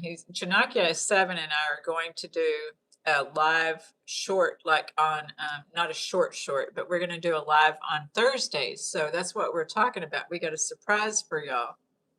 So we're going to start doing a live on Thursdays, and he's going to ask me questions about, the first section is going to be addiction recovery, because if you've experienced somebody in addiction, or you want to know more about addiction recovery, then Thursday, well, we're going to be talking about that. You've got a sister named Rebecca. She's a cool person. I bet she is, Muglob. That's cool that you and your sister. And hello, Rebecca. I did see you. I don't know if I can't remember if I said hello. So, sometimes we are overgiven without boundaries and secretly expecting people to notice, rescue us, appreciate us, or read our minds. Live with who? I'm going to have a live with Shanakya 7 on Thursdays. We're going to talk about it tomorrow. So, a live with Shanakya, and we're going to talk about addiction. He's going to ask me some questions. So, hopefully y'all will see. If you can't, I understand it's going to be during some people's work hours. So maybe you'll catch it later. Well, thank you. Thank you, Pam. So, yeah, y'all can, if you want to, you could subscribe. Is that okay, Shanakia 7, that they subscribe to your channel too? So, sometimes we never allowed people to give. So people don't just automatically know what we want or what we need. We have to learn to use our big girl or big boy words. Link, interesting. The second he starts flirting back, LOL. John London, will be interesting to see a collab. It will be, won't it? Maglove, if you're watching YouTube and addiction, you can be addicted to watching YouTube. I think we all have to have boundaries with ourselves. And when we see that we're not getting things done that are important to us in the house, or that we're not paying attention to people who need our attention, then that might be an addiction. Because I know that I can be sitting with people and then be on the phone. And sometimes we need to give people our attention and not be on our phone. Put the phone down at dinner, and things like this. Angela, healthy people can honor our needs, but narcissists don't want to understand no, they do not. People with the narcissistic, personalities do not want to understand your needs. So the emotional maturity, see, that's where we get into that, because there are emotionally immature people, but not all emotionally immature people are narcissists, but all narcissists have emotional immaturity. So emotional maturity requires communication. We have to get comfortable using our big boy or big girl words. Things like, no, thank you, or I can't do that this time, or I need help, or I'm overwhelmed, or thanks for thinking of me, but not this time, when you're asked, for something. Or I need support too. I need support too sometimes. So boundaries are not punishment. Boundaries are communication. Many of us grew up in environments where we were taught healthy communication. We learned to overfunction, anticipate needs, fix problems, and silently carry emotional or physical loads. Then we became resentful when others did not automatically do the same for us, where we were not taught healthy boundaries. Excuse me. Link. Yes, YouTube is the now platform we're moving, where we spend our time. Interesting how the flow of programming has shifted over time. Yes. But hidden expectations are still expectations. That's like setting an appointment with disappointment. That's what an expectation is. So sometimes we unconsciously set people up to fail because we're trying to prove something we already believe within ourselves. That may sound crazy, but we do it. I did it, and we do that sometimes with expectations. So, or whatever. So we'll say, no one will help me. And you know what? You say that to enough people. I had a narcissist tell me that a lot of times. I'd be helping them and they'd be saying, no one ever helps me. And it's like, then guess what? They don't want to help you anymore. When people help you and you say, no one ever helps me. So then we are going to feel like we're isolated. We need to say no if we don't have time or energy to help others. Absolutely. Absolutely. Because we'll get resentful because it may take longer. They may want more. They'll keep taking and taking too because they won't know. You have to have boundaries. Boundaries are loving, though. It's loving yourself and loving someone else because how many times many of us were taught to do the deal, but then go turn around and talk bad about them when we do, after we do what they want us to do, right? Because I know that that's what I was taught or what I had seen is I'll do this, and then when they do it, it's like that behind their back, and that's not honoring somebody else. So we may have learned this negative dialogue. No one will help me. I have to do everything myself. Don Woodland. Is it just me? He was cutting his toenails in the kitchen other day. It made me feel sick random, or is it just me? Narc's dirty habit. Well, was he doing it on the counter or on the floor? I mean, if it was hitting the floor, if he was, I don't know. If it was on the counter, that's disgusting. A lot of people do take issue with cutting toenails, but there's other things people do that are gross. So I don't know. I don't have issue with it, and I don't. But some people did in here when you told them. So I don't know. It's teaches on if you don't want him to. But have you told him you didn't want him to cut his toenails in the kitchen? See, once we tell somebody that we don't want them to do that, and they still do it, then that's where the problem is. So if you told him you didn't want him to cut toenails in the kitchen, and he still does it, then that's disrespectful. All right. I'm getting too tired for this. All right. So, not y'all, not y'all. I had to put that person in timeout because I'm too tired. So, do you think that nobody was going to help you, Stacy, and why? I didn't know, like,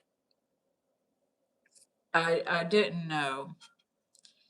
I had just learned to help, like my mom, and I codependently helping my mom, a lot.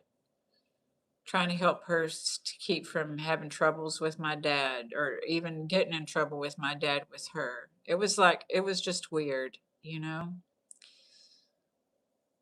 It's all right, Kim. So it was just weird. I just took it upon myself that I had to do it, that it was my job being the firstborn and stuff. So I just took it on that I had to do it and I didn't have to. I didn't know that I didn't have to. I had to learn when I got to be an adult that I didn't have to. So it's this dialogue though, because I know that we weren't taught certain things like growing up. We weren't taught, we didn't have any structure. And so my dad, though, would like us to have structure in our family. Firstborn, too, I know. My dad, understandable, unmet safety need kind of. My dad would want structure, but, my parents were young, so we didn't have structure, growing up. And so we kind of just had to figure it out. Third born. So yeah, I think everyone like the firstborn, they get the most attention and they get all of this, but they also get to take care of everything. The second, the middle child, that's the ones that really gets unseen and unheard, I feel like, because then the baby always gets attention too. So it's harder being the middle child. My brother, that's the middle child, he's amazing. He's the most generous person that I know, you know. So anyway, we refuse to ask, but that's again, we learn roles, and sometimes we learn these different roles. And so those roles that we may have learned as children carried into adulthood may not serve us in adulthood. So that's what we're talking about, is if we have this negative self dialogue, people only value me for what I do. So we refuse to ask, we refuse to delegate, we refuse to receive. And then we use the lack of help as evidence that our belief was true. There's some people who try to bait us into fights when they are like my glove. Do you feel seen and heard in your family a lot? Do you feel like a healthy middle or so sometimes though like people are trying to bait us into arguments and bait us into fights. They want to bait you, B-A-I-T, because I know I got this Texas accent, so it may not sound right. So they will want to bait you into an argument and fight to prove their low self-worth, to prove their low self-worth. And if you fall into that argument and fight, yes, Don. So that's, I don't know how your relationship started with your guy, but you probably started out where you were taking care of everything. And so sometimes that's why when Angela asked me earlier, I will not start in a relationship where it already seems like I have to do all this, that I have to, take care of everything, but at the same time ignore my own needs. And so I won't, even if it looks like that's where a relationship is going to go. And you can tell if we listen to ourselves, our body knows, our mind knows. So absolutely, I fall for the bait, unfortunately. Aw, Link, wish we could all take a cruise. Imagine the live in person. What goes on in that cruise stays on that cruise. That would be fun, Link. Don was told you older, so you should know better. Ah, Rodolfo. Yes. All right. So that's not always easy. So when an office assistant, when I was learning how to delegate, I discovered something important. I acknowledged what people did well and generally asked them for help. And most people were happy to contribute. So, I hope that this week you can take with you asking somebody for help, noticing what somebody does really well. I'm the youngest, third born. I've never felt seen and heard by my parents at all. Was the first one seen and heard, Angela, or any of them? Because with a narcissist and codependent. But I understand that I've worked with another, lady, and I do work with another lady, and she never felt seen and heard. So learning to express our words and to feel our feelings for ourselves is really hard, especially, hello, Ramon, especially, with the narcissist and codependent, because they've pretty much got everything plotted out for you, right? So it's hard to get to know ourselves. But I'm so proud of you because you have done a lot of work. Yeah, Benji, getting major psychologist life coach energy from you. Are you accurate? Well, I am a life coach and mindset coach. I'm not a psychologist. Thank you, Benji, for being here. We're about to finish. I've been on here for a while, although I've got some other things here. So thank you for being here. If you haven't subscribed, please, I encourage you to subscribe. This is a great community. The truth is I love helping people too. Most human beings have a natural desire to be of service, to feel useful, and to contribute in meaningful ways. Most of us do. But if we never let others show up for us, we don't ask them for help, don't let them show up for us, then we rob them of the opportunity to care, to contribute, to connect, and to support us. That might be an honor for them. See? We have to be willing to let go of old stories. Receiving is a part of healthy relationships too. So, Angela, my two older sisters have never felt seen and heard by my parents either. Yeah, because, the narcissist and codependence, they probably had their own drama. I know with my brothers and I, it was like, I call us the accessory to the crime.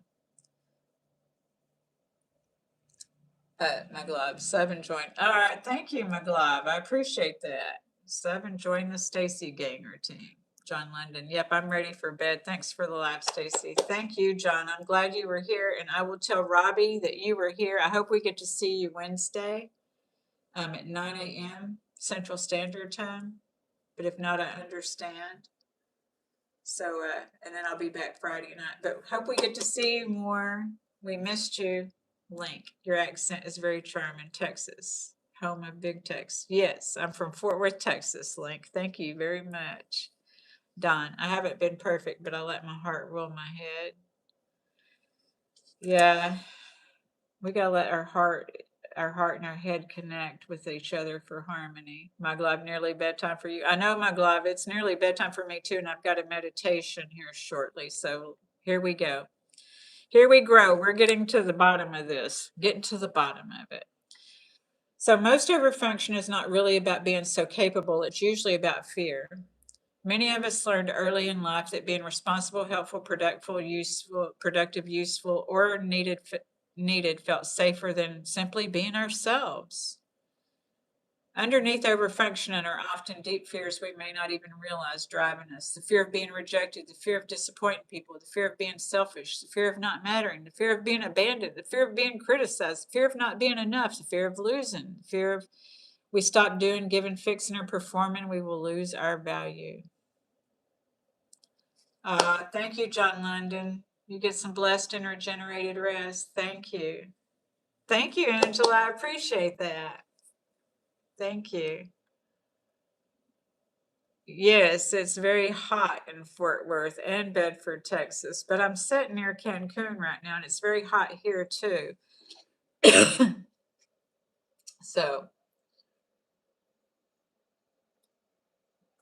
So, when we have all those fears, what we do is we overcompensate. We become the strong one, the dependable one, the fixer, the caretaker, the rescuer, the overachiever, the one who carries everything. But eventually we become exhausted, resentful, emotionally drained, and disconnected from ourselves because we're trying to earn internally what cannot be earned externally. My glove. On the note of accents, people say my accent sounds Russian.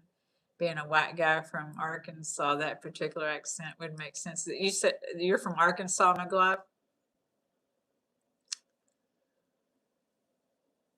So,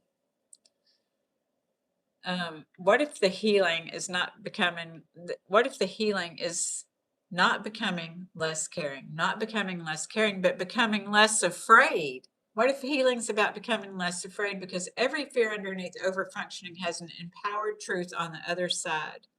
So here we go. We're finishing with this, y'all. So here we're growing from fear to empowerment. Alaska. Oh my goodness. Alaska. Ah, wow. Wow. Arkansas is a nice place, but he's down in Alaska. It's cold in Alaska. The flag and the emblem. Oh my goodness, now we know. Oh my God. Well, it's just little on here. And you see, I got my glasses, but even with my glasses, Link here in France, very cool. Very cool. How do you know so much about Texas and Bedford, Texas? Link.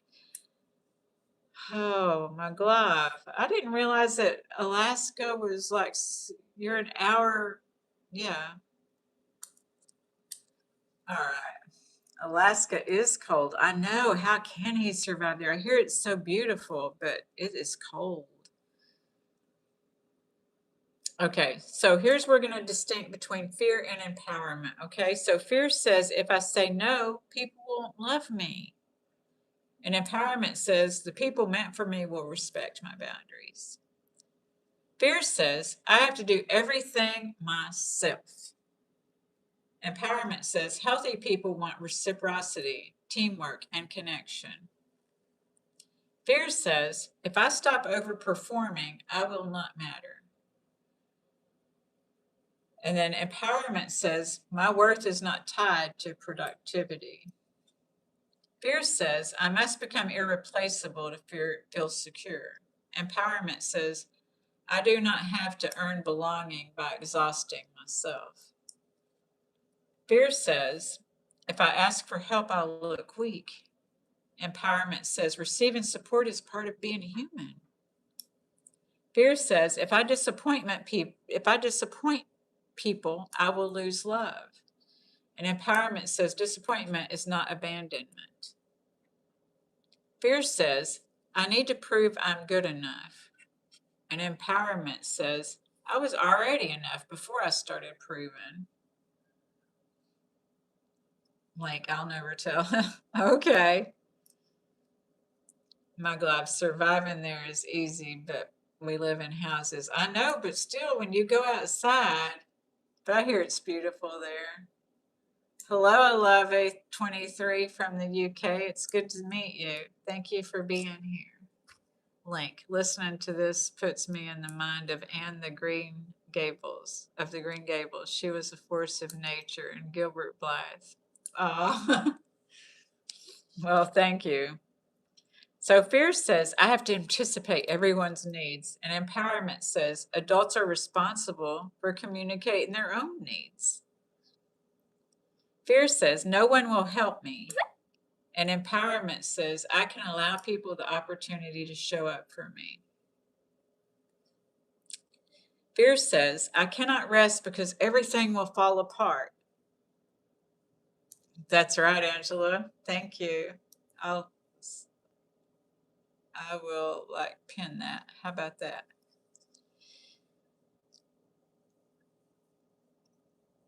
So I can allow people the opportunity to show up for me.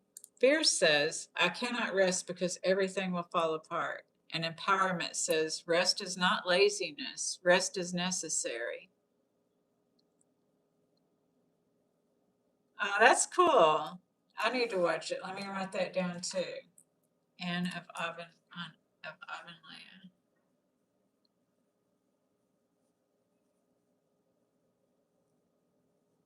Okay, movie. Okay. Fear says, if I'm not needed, who am I? And empowerment says, I deserve love for who I am, not for what I do. Overfunctioning often becomes a survival, but healing begins when we stop building our identity around exhaustion.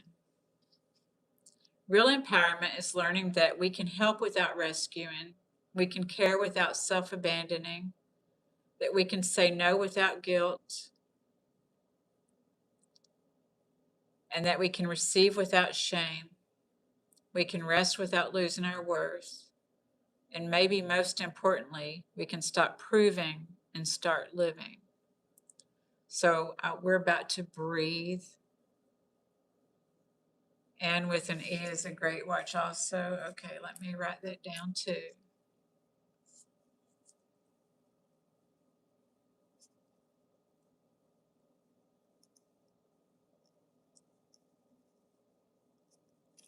Okay. So breathe this in. We're about to do our breathing. You're worthy without overextending yourself, and you do not have to earn your value. Okay? You are already valuable, worthy, and divine. Okay. Y'all ready to breathe, darlings? I'm ready to breathe. I'm ready to breathe. Let's breathe, y'all. Here we grow. 5 breaths. If you're new here, we're going to take 5 breaths. Carrots. Carrots. Hey, carrots. You are very wonderful, Angela. Thank you for being here and participating. As always, we appreciate you, and I appreciate you, the whole community here. I want to thank you all. You're an amazing community, and we're growing. And I just got so much love and appreciation for you. And yeah, so let's breathe and share our breath, not breathing on each other, but, being able to think like, oh, we're breathing in the empowerment and releasing fear. Okay, so here we grow. Here we grow. Take a deep breath in.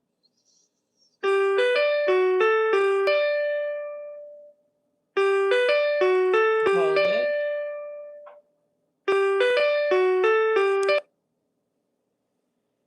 And release.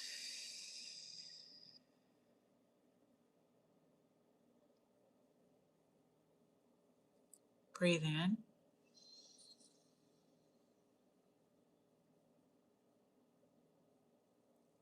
Hold it.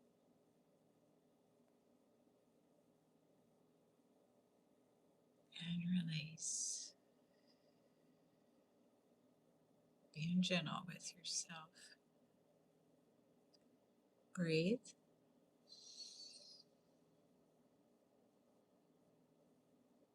Hold it.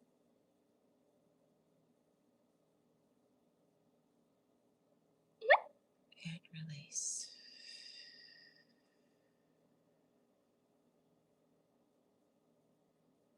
Just 2 more.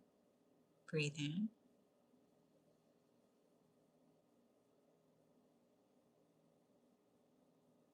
Hold it.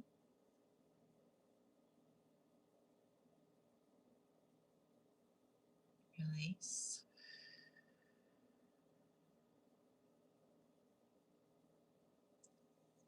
Last one. Breathe.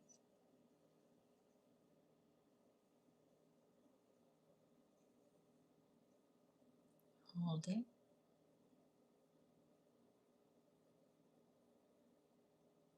And release.